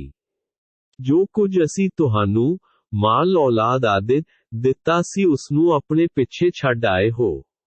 ਅੱਜ ਅਸੀਂ ਤੁਹਾਡੇ ਨਾਲ ਤੁਹਾਡੇ ਉਹਨਾਂ ਸਿਫਾਰਸ਼ੀਆਂ ਨੂੰ ਨਹੀਂ ਵੇਖਦੇ ਜਿਨ੍ਹਾਂ ਬਾਰੇ ਤੁਸੀਂ ਦਾਅਵਾ ਕਰਦੇ ਸੀ ਕਿ ਉਹ ਤੁਹਾਡੀ ਬੰਦਗੀ ਵਿੱਚ ਅੱਲਾਹ ਦੇ ਸ਼ਰੀਕ ਹਨ। ਅੱਜ ਤੁਹਾਡੇ ਸਾਰੇ ਆਪਸੀ ਸੰਪਰਕ ਟੁੱਟ ਗਏ ਹਨ। ਅੱਜ ਉਹ ਸਾਰੇ ਤੁਹਾਥੋਂ ਖੁੱਸ ਗਏ ਜਿਨ੍ਹਾਂ ਨੂੰ ਤੁਸੀਂ ਆਪਣਾ ਇਸ਼ਟ ਸਮਝਦੇ ਸੀ। 9 ਬੇਸ਼ੱਕ ਅੱਲਾਹ ਹੀ ਦਾਣੇ ਅਤੇ ਗੁਠਲੀ ਨੂੰ ਫਾੜਨ ਵਾਲਾ ਹੈ। ਉਹ ਜਾਨਦਾਰ ਨੂੰ ਬੇਜਾਨ ਵਿੱਚੋਂ ਅਤੇ ਬੇਜਾਨ ਨੂੰ ਜਾਨਦਾਰ ਵਿੱਚੋਂ ਕੱਢਦਾ ਹੈ। ਇਹ ਹੈ ਅੱਲਾਹ ਸਾਰੇ ਕੰਮ ਕਰਨ ਵਾਲਾ, ਸੋ ਤੁਸੀਂ ਕਿੱਧਰ ਭਟਕੇ ਫਿਰ ਰਹੇ ਹੋ। 9 ਉਹ ਸਵੇਰ ਦਾ ਚਾਨਣ ਰਾਤ ਵਿੱਚੋਂ ਕੱਢਦਾ ਹੈ। ਉਸੇ ਨੇ ਰਾਤ ਨੂੰ ਆਰਾਮ ਦਾ ਸਾਧਨ ਬਣਾਇਆ, ਸੂਰਜ ਤੇ ਚੰਨ ਨੂੰ ਸਮੇਂ ਦਾ ਇੱਕ ਹਿਸਾਬ ਰੱਖਣ ਦਾ ਸਾਧਨ ਬਣਾਇਆ। ਇਹ ਸਭ ਗੱਲਾਂ ਉਸੇ ਜ਼ੋਰਾਵਰ ਤੇ ਜਾਣਨਹਾਰ ਦੇ ਨਿਸ਼ਚਿਤ ਕੀਤੇ ਹੋਏ ਅਨੁਮਾਨ ਹਨ। 9 ਅਤੇ ਉਹੀ ਉਹ ਹੈ ਜਿਸਨੇ ਤੁਹਾਡੇ ਲਈ ਤਾਰੇ ਬਣਾਏ ਤਾਂ ਜੋ ਤੁਸੀਂ ਇਹਨਾਂ ਦੁਆਰਾ ਜਲ ਤੇ ਥਲ ਇੱਕ ਦੇ ਹਨੇਰਿਆਂ ਵਿੱਚ ਰਸਤਾ ਲੱਭ ਸਕੋ। ਬੇਸ਼ੱਕ ਅਸੀਂ ਸਾਰੀਆਂ ਆਇਤਾਂ, ਨਿਸ਼ਾਨੀਆਂ, ਗਿਆਨ ਰੱਖਣ ਵਾਲਿਆਂ ਲਈ ਵਿਸਥਾਰ ਨਾਲ ਬਿਆਨ ਕਰ ਦਿੱਤੀਆਂ ਹਨ। 9 ਉਹੀ ਉਹ ਹੈ ਜਿਸਨੇ ਤੁਹਾਨੂੰ ਇੱਕ ਜਾਨ ਤੋਂ ਪੈਦਾ ਕੀਤਾ ਫਿਰ ਹਰੇਕ ਲਈ ਇੱਕ ਥਾਂ ਰਹਿਣ ਵਾਲੀ ਭਾਵ ਆਖਿਰਤ ਹੈ ਅਤੇ ਦੂਜੀ ਥਾਂ ਅਮਾਨਤ ਵਜੋਂ ਭਾਵ ਸੰਸਾਰ ਹੈ। ਬੇਸ਼ੱਕ ਅਸੀਂ ਸਾਰੀਆਂ ਦਲੀਲਾਂ ਖੋਲ ਕੇ ਬਿਆਨ ਕਰਦੇ ਹਾਂ ਉਹਨਾਂ ਲੋਕਾਂ ਲਈ ਜਿਹੜੇ ਸੂਝ ਬੂਝ ਰੱਖਦੇ ਹਨ। 9 ਉਹੀ ਉਹ ਹੈ ਜਿਸਨੇ ਆਕਾਸ਼ ਤੋਂ ਪਾਣੀ ਬਰਸਾਇਆ, ਉਸ ਦੁਆਰਾ ਅਸੀਂ ਹਰ ਪ੍ਰਕਾਰ ਦੀ ਪੈਦਾਵਾਰ ਉਗਾਈ, ਫਿਰ ਇਸੇ ਨਾਲ ਹਰੀਆਂ ਭਰੀਆਂ ਖੇਤੀਆਂ ਉਗਾਈਆਂ ਜਿਨ੍ਹਾਂ ਤੋਂ ਉੱਪਰ ਥੱਲੇ ਦਾਣੇ ਕੱਢਦੇ ਹਾਂ ਅਤੇ ਖਜੂਰ ਦੇ ਦਰਖਤਾਂ ਤੋਂ ਫਲਾਂ ਦੇ ਗੁੱਛੇ ਪੈਦਾ ਕੀਤੇ ਜਿਹੜੇ ਭਾਰ ਕਾਰਨ ਝੁਕ ਜਾਂਦੇ ਹਨ। ਅੰਗੂਰ, ਜ਼ੈਤੂਨ ਤੇ ਅਨਾਰ ਦੇ ਬਾਗ ਲਾਏ ਜਿਨ੍ਹਾਂ ਦੇ ਫਲ ਇੱਕ ਦੂਜੇ ਨਾਲ ਰਲਦੇ ਮਿਲਦੇ ਹਨ, ਪਰ ਹਰੇਕ ਦੀ ਵਿਸ਼ੇਸ਼ਤਾ ਵੱਖੋ ਵੱਖ ਹੈ। ਜਦੋਂ ਇਹ ਦਰਖਤ ਫਲ ਦੇਣ ਲੱਗਦੇ ਹਨ ਫਿਰ ਉਹਨਾਂ ਦੇ ਫਲ ਦੇਣ ਅਤੇ ਪੱਕਣ ਦੀ ਹਾਲਤ ਵੱਲ ਧਿਆਨ ਦਿਓ। ਇਹਨਾਂ ਵਿੱਚ ਦਲੀਲਾਂ ਹਨ ਉਹਨਾਂ ਲੋਕਾਂ ਲਈ ਜਿਹੜੇ ਈਮਾਨ ਰੱਖਦੇ ਹਨ। 1 ਪਰ ਫੇਰ ਵੀ ਲੋਕਾਂ ਨੇ ਜਿਨ੍ਹਾਂ ਨੂੰ ਅੱਲਾਹ ਦਾ ਸ਼ਰੀਕ ਬਣਾ ਰੱਖਿਆ ਹੈ ਜਦੋਂ ਕਿ ਇਹਨਾਂ ਸਾਰਿਆਂ ਨੂੰ ਅੱਲਾਹ ਨੇ ਹੀ ਪੈਦਾ ਕੀਤਾ ਹੈ ਅਤੇ ਇਹਨਾਂ ਲੋਕਾਂ ਨੇ ਬਿਨਾਂ ਗਿਆਨ ਤੋਂ ਅੱਲਾਹ ਲਈ ਪੁੱਤਰ ਤੇ ਧੀਆਂ ਥਾਪ ਦਿੱਤੀਆਂ ਹਨ। 1 ਅੱਲਾਹ ਪਾਕ ਹੈ ਉਹਨਾਂ ਸਾਰੀਆਂ ਗੱਲਾਂ ਤੋਂ ਉੱਚਾ ਹੈ ਜਿਹੜੀਆਂ ਉਹ ਕਰਦੇ ਹਨ। 1 ਉਹ ਆਕਾਸ਼ਾਂ ਤੇ ਧਰਤੀ ਦਾ ਰਚਾਣਹਾਰ ਹੈ। ਉਸ ਦੇ ਔਲਾਦ ਕਿਵੇਂ ਹੋ ਸਕਦੀ ਹੈ ਜਦ ਕਿ ਉਸ ਦੀ ਕੋਈ ਪਤਨੀ ਹੀ ਨਹੀਂ। ਉਹੀ ਉਹ ਹਰ ਚੀਜ਼ ਨੂੰ ਪੈਦਾ ਕਰਨ ਵਾਲਾ ਨੂੰ ਅਤੇ ਉਹ ਹਰ ਚੀਜ਼ ਨੂੰ ਭਲੀ ਭਾਂਤ ਜਾਣਦਾ ਹੈ। 1 ਇਹ ਅੱਲਾਹ ਤੁਹਾਡਾ ਰੱਬ ਹੈ। ਇਸ ਤੋਂ ਛੁੱਟ ਹੋਰ ਕੋਈ ਇਬਾਦਤ ਦੇ ਯੋਗ ਨਹੀਂ ਹੈ। ਉਹ ਹਰ ਚੀਜ਼ ਦਾ ਪੈਦਾ ਕਰਨ ਵਾਲਾ ਹੈ। ਤੁਸੀਂ ਉਸੇ ਦੀ ਇਬਾਦਤ ਕਰੋ ਅਤੇ ਉਹੀਓ ਹਰ ਚੀਜ਼ ਦਾ ਨਿਗਰਾਨ ਹੈ। 103 ਉਸ ਤੱਕ ਕਿਸੇ ਦੀਆਂ ਨਜ਼ਰਾਂ ਨਹੀਂ ਪਹੁੰਚ ਸਕਦੀਆਂ, ਪਰ ਉਹ ਸਭ ਦੀਆਂ ਨਜ਼ਰਾਂ ਤੱਕ ਪਹੁੰਚ ਰੱਖਦਾ ਹੈ। ਉਹ ਬਹੁਤ ਬਰੀਕੀ ਨਾਲ ਹਰ ਗੱਲ ਦੀ ਖਬਰ ਰੱਖਦਾ ਹੈ। 104 ਬੇਸ਼ੱਕ ਤੁਹਾਡੇ ਕੋਲ ਤੁਹਾਡੇ ਰੱਬ ਵੱਲੋਂ ਖੁੱਲ੍ਹੀਆਂ ਦਲੀਲਾਂ ਆ ਚੁੱਕੀਆਂ ਹਨ। ਜਿਹੜਾ ਸੂਝ-ਬੂਝ ਤੋਂ ਕੰਮ ਲਵੇਗਾ ਉਸ ਦਾ ਆਪਣਾ ਹੀ ਲਾਭ ਹੈ, ਪਰ ਜਿਹੜਾ ਅਕਲੋਂ ਅੰਨਾ ਬਣਿਆ ਰਿਹਾ ਉਸ ਦਾ ਆਪਣਾ ਹੀ ਨੁਕਸਾਨ ਹੈ। ਹੇ ਮੁਹੰਮਦ, ਤੁਸੀਂ ਆਖ ਦਿਓ ਕਿ ਮੈਂ ਤੁਹਾਡੇ ਉੱਤੇ ਨਿਗਰਾਨੀ ਕਰਨ ਵਾਲਾ ਨਹੀਂ, ਮੈਂ ਤਾਂ ਤੁਹਾਨੂੰ ਖਬਰਦਾਰ ਕਰਨ ਲਈ ਆਇਆ ਹਾਂ। 105 ਇਸੇ ਪ੍ਰਕਾਰ ਅਸੀਂ ਆਪਣੀਆਂ ਆਇਤਾਂ ਘੜੀ ਮੁੜੀ ਵੱਖ ਢੰਗ ਨਾਲ ਬਿਆਨ ਕਰਦੇ ਹਾਂ ਤਾਂ ਜੋ ਕਾਫਿਰ ਆਖਣ ਕਿ ਤੁਸੀਂ, ਹੇ ਮੁਹੰਮਦ ਸੱਸਾ ਕਿਸੇ ਤੋਂ ਪੜ੍ਹ ਕੇ ਆਏ ਹੋ ਅਤੇ ਜਿਹੜੇ ਲੋਕ ਗਿਆਨਵਾਨ ਹਨ ਅਸੀਂ ਉਹਨਾਂ ਉੱਤੇ ਸੱਚਾਈ ਪ੍ਰਗਟ ਕਰ ਦਈਏ। 106 ਹੇ ਨਬੀ, ਤੁਸੀਂ ਇਸੇ ਵਹੀ ਦੀ ਪਾਲਣਾ ਕਰਦੇ ਰਹੋ ਜਿਹੜੀ ਤੁਹਾਡੇ ਵੱਲ ਤੁਹਾਡੇ ਰੱਬ ਵੱਲੋਂ ਆਈ ਹੈ। ਉਸ ਤੋਂ ਛੁੱਟ ਹੋਰ ਕੋਈ ਇਬਾਦਤ ਦੇ ਯੋਗ ਨਹੀਂ। ਮੁਸ਼ਰਿਕਾਂ ਵੱਲ ਉਕਾ ਹੀ ਧਿਆਨ ਨਾ ਦੇਵੋ। 107 ਜੇ ਅੱਲਾਹ ਚਾਹੁੰਦਾ ਤਾਂ ਇਹ ਸ਼ਿਰਕ ਨਾ ਕਰਦੇ ਅਤੇ ਅਸੀਂ ਤੁਹਾਨੂੰ ਇਹਨਾਂ ਦੀ ਨਿਗਰਾਨੀ ਕਰਨ ਲਈ ਨਹੀਂ ਭੇਜਿਆ ਤੇ ਨਾ ਹੀ ਤੁਸੀਂ ਇਹਨਾਂ ਦੇ ਜ਼ਿੰਮੇਵਾਰ ਹੋ। 108 ਹੇ ਮੁਸਲਮਾਨੋ, ਮੁਸ਼ਰਿਕ ਲੋਕ ਅੱਲਾਹ ਨੂੰ ਛੱਡ ਕੇ ਜਿਨ੍ਹਾਂ ਦੀ ਪੂਜਾ ਕਰਦੇ ਹਨ, ਤੁਸੀਂ ਉਹਨਾਂ ਨੂੰ ਬੁਰਾ ਭਲਾ ਨਾ ਆਖੋ ਕਿਉਂ ਜੋ ਜਹਾਲਤ ਦੀਆਂ ਹੱਦਾਂ ਟੱਪਦੇ ਹੋਏ ਇਹ ਲੋਕ ਵੀ ਅੱਲਾਹ ਦੀ ਸ਼ਾਨ ਵਿੱਚ ਗੁਸਤਾਖੀਆਂ ਕਰਨਗੇ।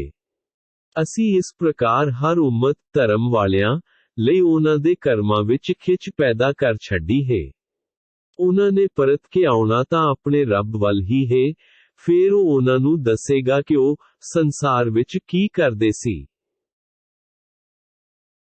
109 ਉਹਨਾਂ ਲੋਕਾਂ ਨੇ ਪੱਕੀਆਂ ਕਸਮਾਂ ਅੱਲਾਹ ਦੇ ਨਾਂ ਦੀਆਂ ਖਾਧੀਆਂ ਕਿ ਜੇ ਉਹਨਾਂ ਕੋਲ ਕੋਈ ਨਿਸ਼ਾਨੀ ਨਬੀ ਹੋਣ ਦੀ ਆ ਜਾਵੇ ਤਾਂ ਉਹ ਜ਼ਰੂਰ ਹੀ ਈਮਾਨ ਲਿਆਉਣਗੇ। ਹੇ ਨਬੀ, ਤੁਸੀਂ ਆਖੋ ਕਿ ਨਿਸ਼ਾਨੀਆਂ ਤਾਂ ਸਾਰੀਆਂ ਅੱਲਾਹ ਦੇ ਕਬਜ਼ੇ ਵਿੱਚ ਹਨ। ਤੁਹਾਨੂੰ ਇਹ ਗੱਲ ਕੌਣ ਸਮਝਾਵੇ ਕਿ ਜਦੋਂ ਉਹ ਨਿਸ਼ਾਨੀ ਆ ਜਾਵੇਗੀ ਇਹ ਲੋਕ ਫਿਰ ਵੀ ਈਮਾਨ ਨਹੀਂ ਲਿਆਉਣਗੇ।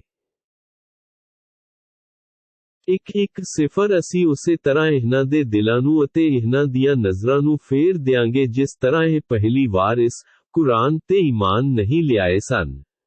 ਅਸੀਂ ਇਹਨਾਂ ਦੀ ਸਰਕਸ਼ੀ ਵਿੱਚ ਹੀ ਇਹਨਾਂ ਨੂੰ ਭਟਕਣ ਲਈ ਛੱਡ ਦੇਵਾਂਗੇ।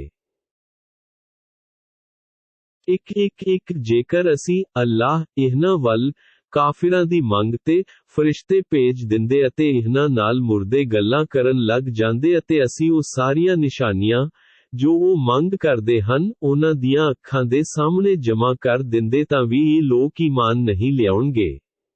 ਹਾਂ, ਜੇ ਅੱਲਾਹ ਹੀ ਚਾਹਵੇ ਤਾਂ ਵੱਖਰੀ ਗੱਲ ਹੈ, ਪਰ ਇਹਨਾਂ ਵਿੱਚ ਬਹੁਤੇ ਲੋਕ ਤਾਂ ਨਾ ਸਮਝੀ ਦੀਆਂ ਗੱਲਾਂ ਕਰਦੇ ਹਨ। 112 ਇਸੇ ਤਰ੍ਹਾਂ ਅਸੀਂ ਹਰ ਨਬੀ ਦੇ ਦੁਸ਼ਮਣ ਮਨੁੱਖਾਂ ਤੇ ਜਿਨ੍ਹਾਂ ਵਿੱਚੋਂ ਬਣਾਏ, ਜਿਹੜੇ ਇੱਕ ਦੂਜੇ ਦੇ ਕੰਨਾਂ ਵਿੱਚ ਸੋਹਣੀਆਂ ਜਾਪਣ ਵਾਲੀਆਂ ਗੱਲਾਂ ਪਾਉਂਦੇ ਰਹਿੰਦੇ ਹਨ, ਤਾਂ ਜੋ ਉਸ ਨੂੰ ਧੋਖੇ ਵਿੱਚ ਰੱਖਿਆ ਜਾ ਸਕੇ। ਹੇ ਨਬੀ, ਜੇ ਅੱਲਾਹ ਚਾਹੁੰਦਾ ਤਾਂ ਇਹ ਅਜਿਹਾ ਨਾ ਕਰਦੇ। ਸੋ ਤੁਸੀਂ ਇਹਨਾਂ ਲੋਕਾਂ ਨੂੰ ਅਤੇ ਜੋ ਇਹ ਬੋਹਤਾਨ ਲਗਾ ਰਹੇ ਹਨ ਉਸ ਨੂੰ ਉਹਨਾਂ ਦੇ ਹਾਲ ਤੇ ਛੱਡ ਦਿਓ। 113 ਤਾਂ ਜੋ ਜਿਹੜੇ ਲੋਕ ਆਖਿਰਤ ਉੱਤੇ ਈਮਾਨ ਨਹੀਂ ਲਿਆਉਂਦੇ ਉਹਨਾਂ ਦੇ ਮਨ ਉਸ ਝੂਠ ਵੱਲ ਝੁਕ ਜਾਣ ਅਤੇ ਉਹ ਇਸ ਝੂਠ ਨੂੰ ਪਸੰਦ ਕਰਦੇ ਰਹਿਣ ਅਤੇ ਜਿਹੜੇ ਭੈੜੇ ਕੰਮ ਉਹ ਕਰ ਰਹੇ ਹਨ ਉਹ ਕਰਦੇ ਰਹਿਣ। 114 ਹੇ ਨਬੀ, ਆਖੋ, ਕੀ ਮੈਂ ਅੱਲਾਹ ਤੋਂ ਛੁੱਟ ਕਿਸੇ ਹੋਰ ਹਾਕਮ ਦੀ ਭਾਲ ਕਰਾਂ? ਹਾਲਾਂਕਿ ਉਹੀ ਉਹ ਹੈ ਜਿਸਨੇ ਇਹ ਕਿਤਾਬ ਵਿਸਥਾਰ ਨਾਲ ਤੁਹਾਡੇ ਵੱਲ ਭੇਜੀ। ਜਿਨ੍ਹਾਂ ਲੋਕਾਂ ਨੂੰ ਅਸੀਂ ਕਿਤਾਬ ਦਿੱਤੀ ਹੈ ਉਹ ਇਸ ਗੱਲ ਨੂੰ ਯਕੀਨ ਨਾਲ ਜਾਣਦੇ ਹਨ ਕਿ ਇਹ ਤੁਹਾਡੇ ਰੱਬ ਵੱਲੋਂ ਹੱਕ ਸੱਚ ਨਾਲ ਨਾਜ਼ਿਲ ਹੋਈ ਹੈ, ਸੋ ਤੁਸੀਂ ਸ਼ੱਕ ਕਰਨ ਵਾਲਿਆਂ ਵਿੱਚੋਂ ਨਾ ਹੋ ਜਾਇਓ। 115 ਤੁਹਾਡੇ ਰੱਬ ਦਾ ਕਲਾਮ ਸੱਚਾਈ ਤੇ ਇਨਸਾਫ ਪੱਖੋਂ ਮੁਕੰਮਲ ਹੈ ਅਤੇ ਇਸ ਦੀਆਂ ਗੱਲਾਂ ਨੂੰ ਕੋਈ ਬਦਲਣ ਵਾਲਾ ਨਹੀਂ। ਉਹ ਭਲੀ ਭਾਂਤ ਸੁਣਨ ਵਾਲਾ ਤੇ ਜਾਣਨ ਵਾਲਾ ਹੈ। 1:6 ਜੇ ਤੁਸੀਂ, ਹੇ ਨਬੀ, ਧਰਤੀ ਤੇ ਵਸਣ ਵਾਲੀ ਬਹੁਗਿਣਤੀ ਦੇ ਆਖੇ ਲੱਗੋਗੇ ਤਾਂ ਉਹ ਤੁਹਾਨੂੰ ਰਾਹ ਕਰ ਦੇਵੇਗੀ। ਉਹ ਤਾਂ ਕੇਵਲ ਭਰਮਾਂ ਉੱਤੇ ਚੱਲਦੇ ਹਨ ਅਤੇ ਖਿਆਲੀ ਗੱਲਾਂ ਹੀ ਕਰਦੇ ਹਨ। 1:7 ਹਕੀਕਤ ਇਹ ਹੈ ਕਿ ਤੁਹਾਡਾ ਰੱਬ ਉਸ ਵਿਅਕਤੀ ਨੂੰ ਚੰਗੀ ਤਰ੍ਹਾਂ ਜਾਣਦਾ ਹੈ ਜਿਹੜਾ ਉਸ ਦੀ ਰਾਹ ਤੋਂ ਬੇਰਾ ਹੋ ਜਾਂਦਾ ਹੈ ਅਤੇ ਉਹ ਹਿਦਾਇਤ ਵਾਲੇ ਲੋਕਾਂ ਨੂੰ ਵੀ ਜਾਣਦਾ ਹੈ ਜਿਹੜੇ ਉਸ ਦੀ ਰਾਹ ਤੇ ਹੀ ਚੱਲਦੇ ਹਨ। 1:8 ਸੋ ਤੁਸੀਂ ਉਸ ਜਾਨਵਰ ਦਾ ਮਾਂਸ ਖਾਓ ਜਿਸ ਉੱਤੇ ਅੱਲਾਹ ਦਾ ਨਾਂ ਜ਼ਿਬਹ ਕਰਨ ਸਮੇਂ ਲਿਆ ਗਿਆ ਹੋਵੇ, ਜੇ ਤੁਸੀਂ ਉਸ ਦੇ ਹੁਕਮਾਂ ਨੂੰ ਮੰਨਦੇ ਹੋ। 1:9 ਕੀ ਕਾਰਨ ਹੈ ਕਿ ਤੁਸੀਂ ਉਸ ਜਾਨਵਰ ਦਾ ਮਾਂਸ ਨਹੀਂ ਖਾਂਦੇ ਜਿਸ ਤੇ ਅੱਲਾਹ ਦਾ ਨਾਂ ਲਿਆ ਗਿਆ ਹੈ। ਹਾਲਾਂਕਿ ਅੱਲਾਹ ਨੇ ਉਹਨਾਂ ਸਾਰੇ ਜਾਨਵਰਾਂ ਦੀ ਜਾਣਕਾਰੀ ਦੇ ਰੱਖੀ ਹੈ ਜਿਹੜੇ ਤੁਹਾਡੇ ਲਈ ਹਰਾਮ ਹਨ, ਪਰ ਜੇ ਸਖਤ ਮਜਬੂਰੀ ਦੀ ਗੱਲ ਹੋਵੇ ਤਾਂ ਉਹ ਹਰਾਮ ਵੀ ਹਲਾਲ ਜਾਇਜ਼ ਹੈ ਅਤੇ ਇਹ ਵੀ ਗੱਲ ਲਾਜ਼ਮੀ ਹੈ ਕਿ ਲੋਕਾਂ ਦੀ ਬਹੁਗਿਣਤੀ ਆਪਣੀਆਂ ਇੱਛਾਵਾਂ ਕਾਰਨ ਬਿਨਾਂ ਕਿਸੇ ਦਲੀਲ ਤੋਂ ਦੂਜਿਆਂ ਨੂੰ ਗੁੰਮਰਾਹ ਕਰਦੇ ਹਨ। ਇਸ ਵਿੱਚ ਕੋਈ ਸ਼ੱਕ ਨਹੀਂ ਕਿ ਅੱਲਾਹ ਹੱਦਾਂ ਟੱਪਣ ਵਾਲਿਆਂ ਨੂੰ ਚੰਗੀ ਤਰ੍ਹਾਂ ਜਾਣਦਾ ਹੈ। 1:2 ਤੁਸੀਂ ਖੁੱਲੇ ਗੁਨਾਹਾਂ ਤੋਂ ਵੀ ਬਚੋ ਅਤੇ ਲੁਕਵੇਂ ਗੁਨਾਹਾਂ ਤੋਂ ਵੀ ਬਚੋ। ਬੇਸ਼ੱਕ ਜਿਹੜੇ ਲੋਕੀ ਗੁਨਾਹ ਕਰ ਰਹੇ ਹਨ ਉਹਨਾਂ ਨੂੰ ਉਹਨਾਂ ਦੇ ਕਰਮਾਂ ਦਾ ਬਦਲਾ ਜ਼ਰੂਰ ਮਿਲੇਗਾ। 1:2 ਅਜਿਹੇ ਜਾਨਵਰ ਨਾ ਖਾਓ ਜਿਨ੍ਹਾਂ ਉੱਤੇ ਜ਼ਿਬਹ ਕਰਦੇ ਹੋਏ ਅੱਲਾਹ ਦਾ ਨਾਂ ਨਹੀਂ ਲਿਆ ਗਿਆ। ਇਹ ਕੰਮ ਨਾ ਫਰਮਾਨੀ ਵਾਲਾ ਹੈ ਅਤੇ ਸ਼ੈਤਾਨ ਆਪਣੇ ਸਾਥੀਆਂ ਦੇ ਮਨਾਂ ਵਿੱਚ ਸ਼ੰਕਾ ਪਾਉਂਦਾ ਹੈ ਤਾਂ ਜੋ ਇਹ ਤੁਹਾਡੇ ਨਾਲ ਝਗੜਨ। ਹੇ ਨਬੀ, ਜੇ ਤੁਸੀਂ ਇਹਨਾਂ ਲੋਕਾਂ ਦੀ ਪੈਰਵੀ ਕਰੋਗੇ ਤਾਂ ਤੁਸੀਂ ਵੀ ਮੁਸ਼ਰਿਕ ਬਣ ਜਾਓਗੇ। 1:2 ਉਹ ਵਿਅਕਤੀ ਜਿਹੜਾ ਪਹਿਲਾਂ ਮੁਰਦਾ ਭਾਵ ਈਮਾਨ ਤੋਂ ਖਾਲੀ ਸੀ ਫਿਰ ਅਸੀਂ ਉਸ ਨੂੰ ਈਮਾਨ ਬਖਸ਼ ਕੇ ਜਿਉਂਦਾ ਕਰ ਦਿੱਤਾ ਅਤੇ ਉਸ ਨੂੰ ਅਜਿਹਾ ਨੂਰ ਈਮਾਨ ਦਿੱਤਾ ਜਿਸ ਦੀ ਰੌਸ਼ਨੀ ਵਿੱਚ ਲੋਕਾਂ ਵਿਚਾਲੇ ਤੁਰਦਾ ਫਿਰਦਾ ਹੈ ਕਿ ਉਹ ਉਸ ਵਿਅਕਤੀ ਵਾਂਗ ਹੋ ਸਕਦਾ ਹੈ ਜਿਹੜਾ ਹਨੇਰਿਆਂ ਵਿੱਚ ਫਸਿਆ ਹੋਇਆ ਹੈ ਅਤੇ ਇਹਨਾਂ ਵਿੱਚੋਂ ਨਿਕਲ ਵੀ ਨਹੀਂ ਸਕਦਾ। ਇਸੇ ਪ੍ਰਕਾਰ ਕਾਫਿਰਾਂ ਲਈ ਉਹਨਾਂ ਦੀਆਂ ਕਰਤੂਤਾਂ ਵਿੱਚ ਖਿੱਚ ਪੈਦਾ ਕਰ ਦਿੱਤੀ ਗਈ ਹੈ। 1:2 ਇਸੇ ਤਰ੍ਹਾਂ ਅਸੀਂ ਹਰੇਕ ਬਸਤੀ ਵਿੱਚ ਉਸ ਦੇ ਵੱਡੇ ਅਪਰਾਧੀਆਂ ਨੂੰ ਉਸ ਬਸਤੀ ਵਿੱਚ ਆਪਣੇ ਛਲ ਕਪਟ ਦਾ ਜਾਲ ਫੈਲਾਉਣ ਲਈ ਛੱਡਿਆ ਹੋਇਆ ਹੈ। ਅਸਲ ਵਿੱਚ ਉਹ ਆਪਣੇ ਕਪਟ ਦੇ ਜਾਲ ਵਿੱਚ ਆਪ ਹੀ ਫਸਦੇ ਹਨ ਪਰ ਉਹਨਾਂ ਨੂੰ ਇਸ ਦੀ ਸਮਝ ਹੀ ਨਹੀਂ। 1:4 ਜਦੋਂ ਉਹਨਾਂ ਕੋਲ ਕੋਈ ਆਇਤ ਨਿਸ਼ਾਨੀ ਆਉਂਦੀ ਹੈ ਤਾਂ ਇਹ ਕਹਿੰਦੇ ਹਨ ਕਿ ਅਸੀਂ ਉਕਾ ਹੀ ਈਮਾਨ ਨਹੀਂ ਲਿਆਉਂਦੇ ਜਦੋਂ ਤੀਕ ਸਾਨੂੰ ਵੀ ਅਜਿਹੀ ਚੀਜ਼ ਨਾ ਦਿੱਤੀ ਜਾਵੇ ਜਿਹੜੀ ਰਸੂਲਾਂ ਨੂੰ ਦਿੱਤੀ ਗਈ ਹੈ। ਇਹ ਗੱਲ ਤਾਂ ਅੱਲਾਹ ਹੀ ਜਾਣਦਾ ਹੈ ਕਿ ਆਪਣੀ ਪੈਗੰਬਰੀ ਦਾ ਕੰਮ ਕਿਸ ਤੋਂ ਲਵੇ। ਛੇਤੀ ਹੀ ਉਹ ਅਪਰਾਧੀ ਲੋਕ ਅੱਲਾਹ ਕੋਲ ਜਾ ਕੇ ਜ਼ਲੀਲ ਹੋਣਗੇ ਅਤੇ ਉਹਨਾਂ ਦੀਆਂ ਚਾਲਾਂ ਦੇ ਬਦਲੇ ਵਿੱਚ ਜੋ ਉਹ ਕਰਦੇ ਸਨ ਕਰੜੀ ਸਜ਼ਾ ਮਿਲੇਗੀ। 1:5 ਸੋ ਜਿਸ ਵਿਅਕਤੀ ਨੂੰ ਅੱਲਾਹ ਨੇ ਰਾਹ ਤੇ ਪਾਉਣਾ ਹੁੰਦਾ ਹੈ ਉਸ ਦਾ ਸੀਨਾ ਦਿਲ ਇਸਲਾਮ ਲਈ ਖੋਲ ਦਿੰਦਾ ਹੈ ਅਤੇ ਜਿਸ ਨੂੰ ਬੇਰਾ ਕਰਨਾ ਹੁੰਦਾ ਹੈ ਉਸ ਦੇ ਸੀਨੇ ਨੂੰ ਤੰਗ ਕਰ ਦਿੰਦਾ ਹੈ। ਜਿਵੇਂ ਕੋਈ ਆਕਾਸ਼ ਵੱਲ ਚੜ੍ਹਦਾ ਹੋਵੇ ਭਾਵ ਦਮ ਘੁੱਟਣ ਕਾਰਨ ਮਰ ਰਿਹਾ ਹੋਵੇ। ਇਸ ਤਰ੍ਹਾਂ ਅੱਲਾਹ ਈਮਾਨ ਨਾ ਲਿਆਉਣ ਵਾਲਿਆਂ ਉੱਤੇ ਗੁੰਮਰਾਹੀ ਦੀ ਗੰਦਗੀ ਸੁੱਟ ਦਿੰਦਾ ਹੈ। 1:6 ਇਹੋ ਤੇਰੇ ਰੱਬ ਦਾ ਸਿੱਧਾ ਰਾਹ ਹੈ। ਨਸੀਹਤ ਲੈਣ ਵਾਲਿਆਂ ਲਈ ਅਸੀਂ ਇਹਨਾਂ ਕੁਰਾਨ ਦੀਆਂ ਆਇਤਾਂ ਨੂੰ ਖੋਲ ਕੇ ਬਿਆਨ ਕਰਦੇ ਹਾਂ। 1:7 ਉਹਨਾਂ ਈਮਾਨ ਲਿਆਉਣ ਵਾਲੇ ਲੋਕਾਂ ਲਈ ਉਹਨਾਂ ਦੇ ਰੱਬ ਦੇ ਕੋਲ ਸਲਾਮਤੀ ਵਾਲਾ ਘਰ ਸਵਰਗ ਹੈ। ਅੱਲਾਹ ਨੂੰ ਉਹਨਾਂ ਨਾਲ ਉਹਨਾਂ ਦੇ ਨੇਕ ਕੰਮਾਂ ਕਾਰਨ ਮੁਹੱਬਤ ਹੈ। 1:8 ਜਿਸ ਦਿਨ ਉਹ ਉਹਨਾਂ ਸਾਰਿਆਂ ਨੂੰ ਇਕੱਠਾ ਕਰੇਗਾ ਅਤੇ ਆਖੇਗਾ ਕਿ ਇਹ ਜਿੰਨੋ ਤੁਸੀਂ ਮਨੁੱਖਾਂ ਵਿੱਚੋਂ ਕਈਆਂ ਨੂੰ ਕੁਰਾਹੇ ਪਾਇਆ ਸੀ ਅਤੇ ਮਨੁੱਖਾਂ ਚੋਂ ਉਹਨਾਂ ਜਿਨ੍ਹਾਂ ਦੇ ਮਿੱਤਰ ਆਖਣਗੇ ਹੈ ਸਾਡੇ ਰੱਬਾ, ਅਸੀਂ ਇੱਕ ਦੂਜੇ ਤੋਂ ਲਾਭ ਖੱਟਿਆ ਸੀ।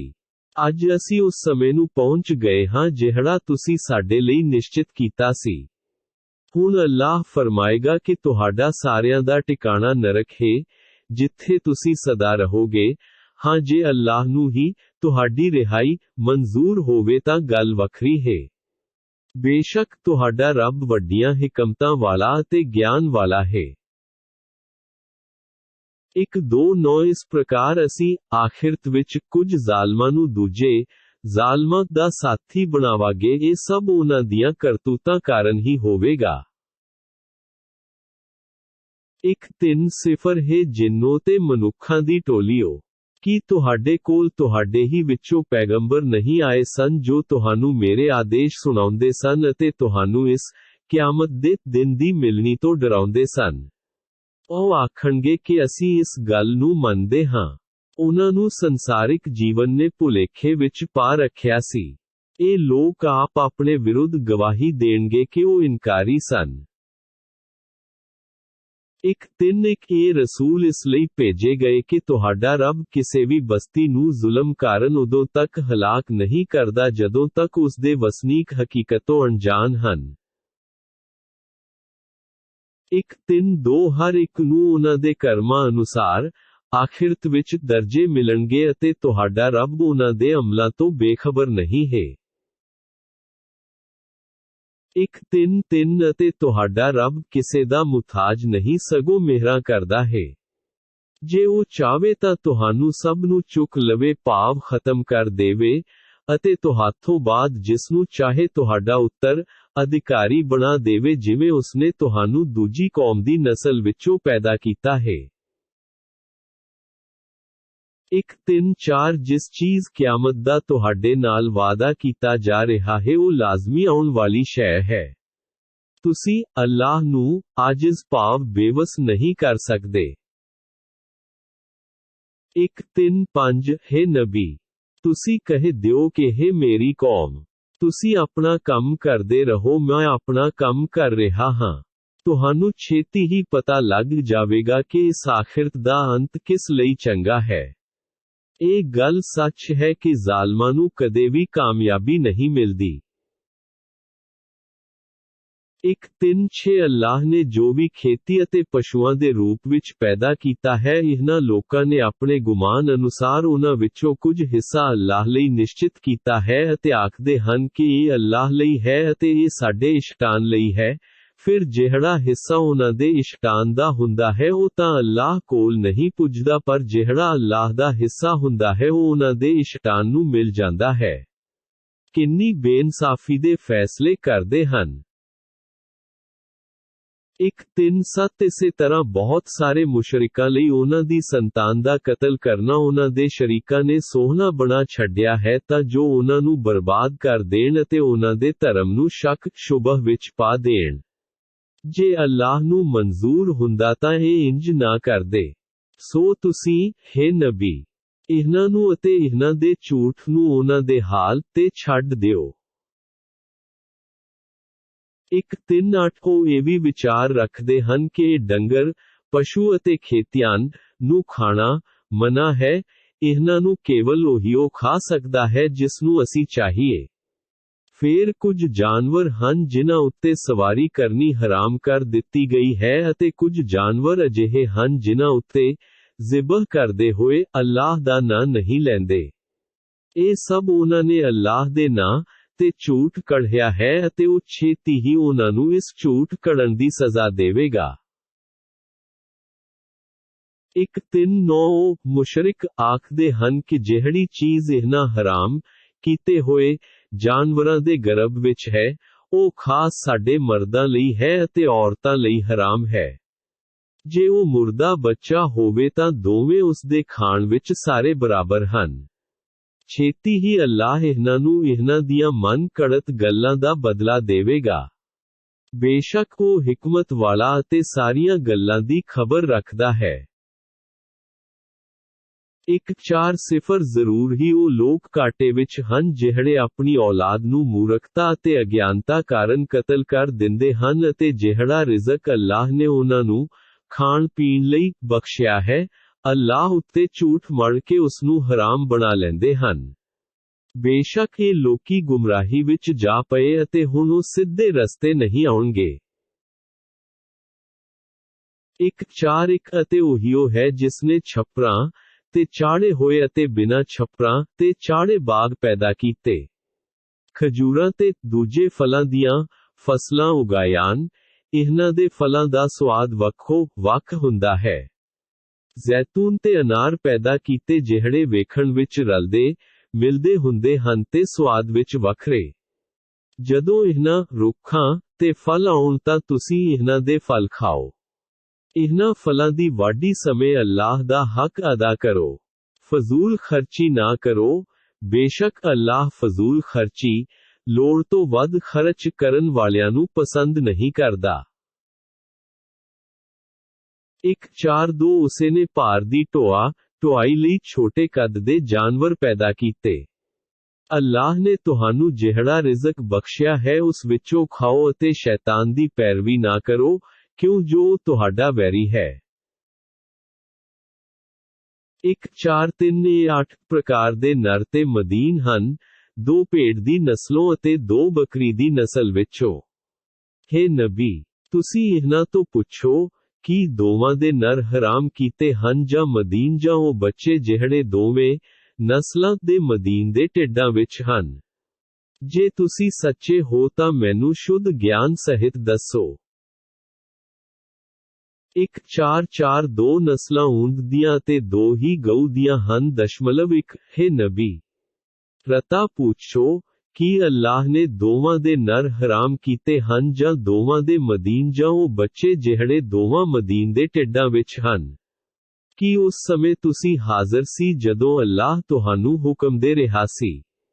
ਇਸ ਤੋਂ ਵੱਡਾ ਜ਼ਾਲਮ ਕੌਣ ਹੋਵੇਗਾ ਜਿਹੜਾ ਅੱਲਾਹ ਦੇ ਸਿਰ ਬਿਨਾਂ ਕਿਸੇ ਦਲੀਲ ਤੋਂ ਝੂਠ ਮੜ੍ਹੇ ਤਾਂ ਜੋ ਲੋਕਾਂ ਨੂੰ ਇਹ ਬਿਨਾਂ ਗਿਆਨ ਤੋਂ ਗੁੰਮਰਾਹ ਕਰ ਸਕੇ। ਬੇਸ਼ੱਕ ਜ਼ਾਲਮਾਂ ਨੂੰ ਅੱਲਾਹ ਸਿੱਧੀ ਰਾਹ ਨਹੀਂ ਵਿਖਾਉਂਦਾ।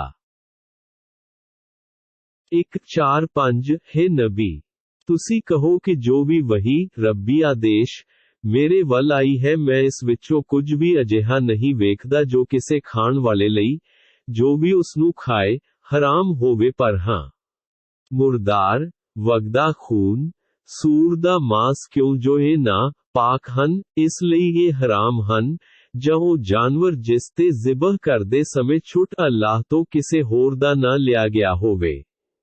ਫੇਰ ਜੇ ਕੋਈ ਵਿਅਕਤੀ ਭੁੱਖ ਤੋਂ ਮਜਬੂਰ ਹੋ ਜਾਵੇ ਪਰ ਉਹ ਨਾ ਫਰਮਾਨ ਤੇ ਸ਼ਰੀਅਤ ਦੀਆਂ ਸੀਮਾਵਾਂ ਟੱਪਣ ਵਾਲਾ ਨਾ ਹੋਵੇ, ਜੇ ਅਜਿਹਾ ਵਿਅਕਤੀ ਹਰਾਮ ਖਾ ਲਵੇ ਤਾਂ ਬੇਸ਼ੱਕ ਤੁਹਾਡਾ ਰੱਬ ਅਤੇ ਬਖਸ਼ਣਹਾਰ ਤੇ ਰਹਿਮ ਵਾਲਾ ਹੈ।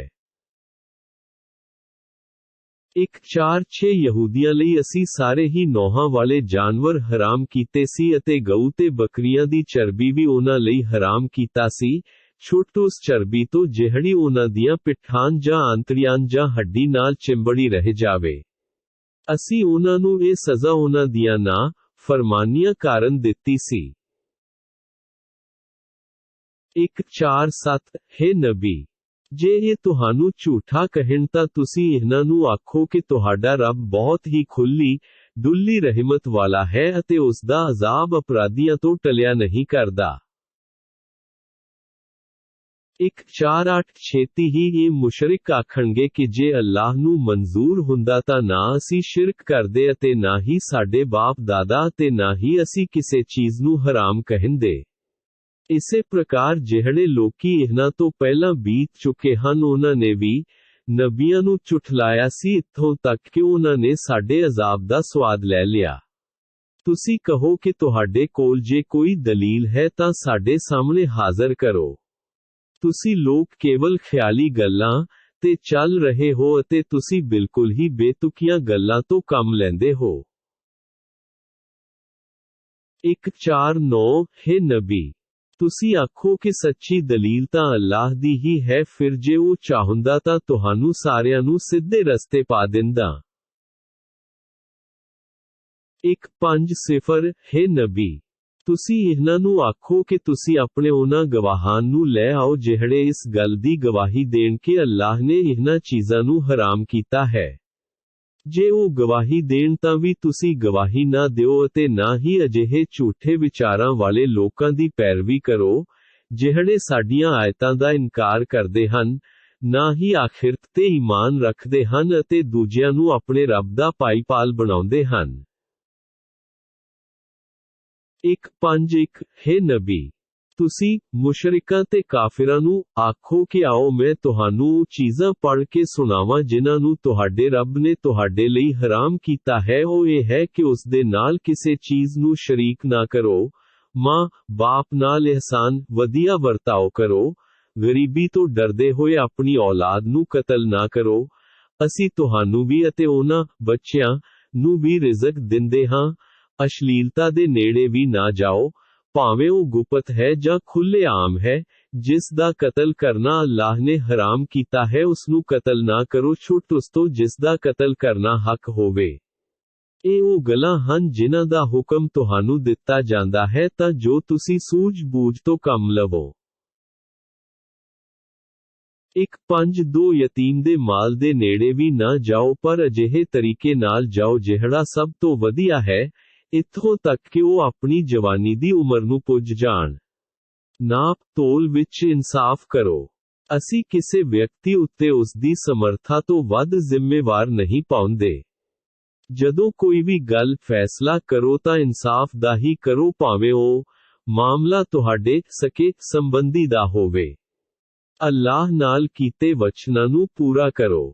ਇਹਨਾਂ ਗੱਲਾਂ ਦਾ ਅੱਲਾਹ ਨੇ ਤੁਹਾਨੂੰ ਕਰਨ ਲਈ ਹੁਕਮ ਦਿੱਤਾ ਹੈ ਤਾਂ ਜੋ ਤੁਸੀਂ ਯਾਦ ਰੱਖੋ। 1:5 ਅਤੇ ਇਹ ਵੀ ਹੁਕਮ ਦਿੱਤਾ ਹੈ ਕਿ ਇਹ ਦੀਨ ਇਸਲਾਮ ਮੇਰੀ ਰਾਹ ਹੈ ਜਿਹੜਾ ਸਿੱਧਾ ਹੈ, ਸੋ ਤੁਸੀਂ ਇਸੇ ਰਾਹ ਤੇ ਚੱਲੋ ਅਤੇ ਦੂਜੀਆਂ ਰਾਹਾਂ ਤੇ ਨਾ ਤੁਰੋ। ਉਹ ਰਾਹਾਂ ਤੁਹਾਨੂੰ ਅੱਲਾਹ ਤੋਂ ਜੁਦਾ ਕਰ ਦੇਣਗੀਆਂ। ਅੱਲਾਹ ਨੇ ਤੁਹਾਨੂੰ ਇਸ ਦਾ ਆਦੇਸ਼ ਦਿੱਤਾ ਹੈ ਤਾਂ ਜੋ ਤੁਸੀਂ ਬੁਰਾਈਆਂ ਤੋਂ ਬਚ ਸਕੋ। 1:4 ਅਸੀਂ ਮੂਸਾ ਨੂੰ ਕਿਤਾਬ ਤੌਰੈਤ ਇਸ ਲਈ ਦਿੱਤੀ ਸੀ ਕਿ ਚੰਗੇ ਕਰਮ ਕਰਨ ਵਾਲਿਆਂ ਉੱਤੇ ਮੇਰੀਆਂ ਨਿਯਮਤਾਂ ਪੂਰੀਆਂ ਹੋਣ ਅਤੇ ਹਰ ਗੱਲ ਦੀ ਵਿਸਥਾਰ ਨਾਲ ਚਰਚਾ ਕਰਨ ਲਈ ਇਹ ਹਿਦਾਇਤ ਅਤੇ ਰਹਿਮਤਾਂ ਦਾ ਸਾਧਨ ਹੈ, ਤਾਂ ਜੋ ਉਹ ਲੋਕ ਆਪਣੇ ਰੱਬ ਨਾਲ ਮੁਲਾਕਾਤ ਦਾ ਯਕੀਨ ਕਰ ਲੈਣ। 1:5 ਅਤੇ ਇਹ ਕੁਰਾਨ ਇੱਕ ਉੱਚ ਕੋਟੀ ਦੀ ਕਿਤਾਬ ਹੈ ਜਿਸ ਨੂੰ ਅਸੀਂ ਨਾਜ਼ਿਲ ਕੀਤਾ ਹੈ। ਇਹ ਬਰਕਤਾਂ ਵਾਲੀ ਹੈ, ਸੋ ਤੁਸੀਂ ਇਸੇ ਦੀ ਪੈਰਵੀ ਕਰੋ ਅਤੇ ਪਰਹੇਜ਼ਗਾਰ ਬਣੋ ਤਾਂ ਜੋ ਤੁਹਾਡੇ ਤੇ ਮਿਹਰਾਂ ਕੀਤੀਆਂ ਜਾਣ। 1:6 ਤਾਂ ਜੋ ਤੁਸੀਂ ਇਹ ਨਾ ਕਹਿ ਸਕੋਨ ਕਿ ਕਿਤਾਬ ਤਾਂ ਸਾਥੋਂ ਪਹਿਲੇ ਦੋ ਫਿਰਕਿਆਂ ਯਹੂਦੀ ਤੇ ਈਸਾਈ ਉੱਤੇ ਹੀ ਉਤਾਰੀ ਗਈ ਸੀ ਅਤੇ ਅਸੀਂ ਤਾਂ ਉਹਨਾਂ ਦੇ ਪੜ੍ਹਨ ਪੜ੍ਹਾਉਣ ਤੋਂ ਬੇਖਬਰ ਸੀ। 1:7 ਜਾਂ ਤੁਸੀਂ ਇਹ ਨਾ ਕਹੋ ਕਿ ਜੇ ਸਾਡੇ ਉੱਤੇ ਕੋਈ ਕਿਤਾਬ ਨਾਜ਼ਿਲ ਹੋਈ ਹੁੰਦੀ ਤਾਂ ਅਸੀਂ ਇਹਨਾਂ ਤੋਂ ਵੀ ਕਿਤੇ ਵੱਧ ਸਿੱਧੇ ਰਸਤੇ ਤੇ ਹੁੰਦੇ।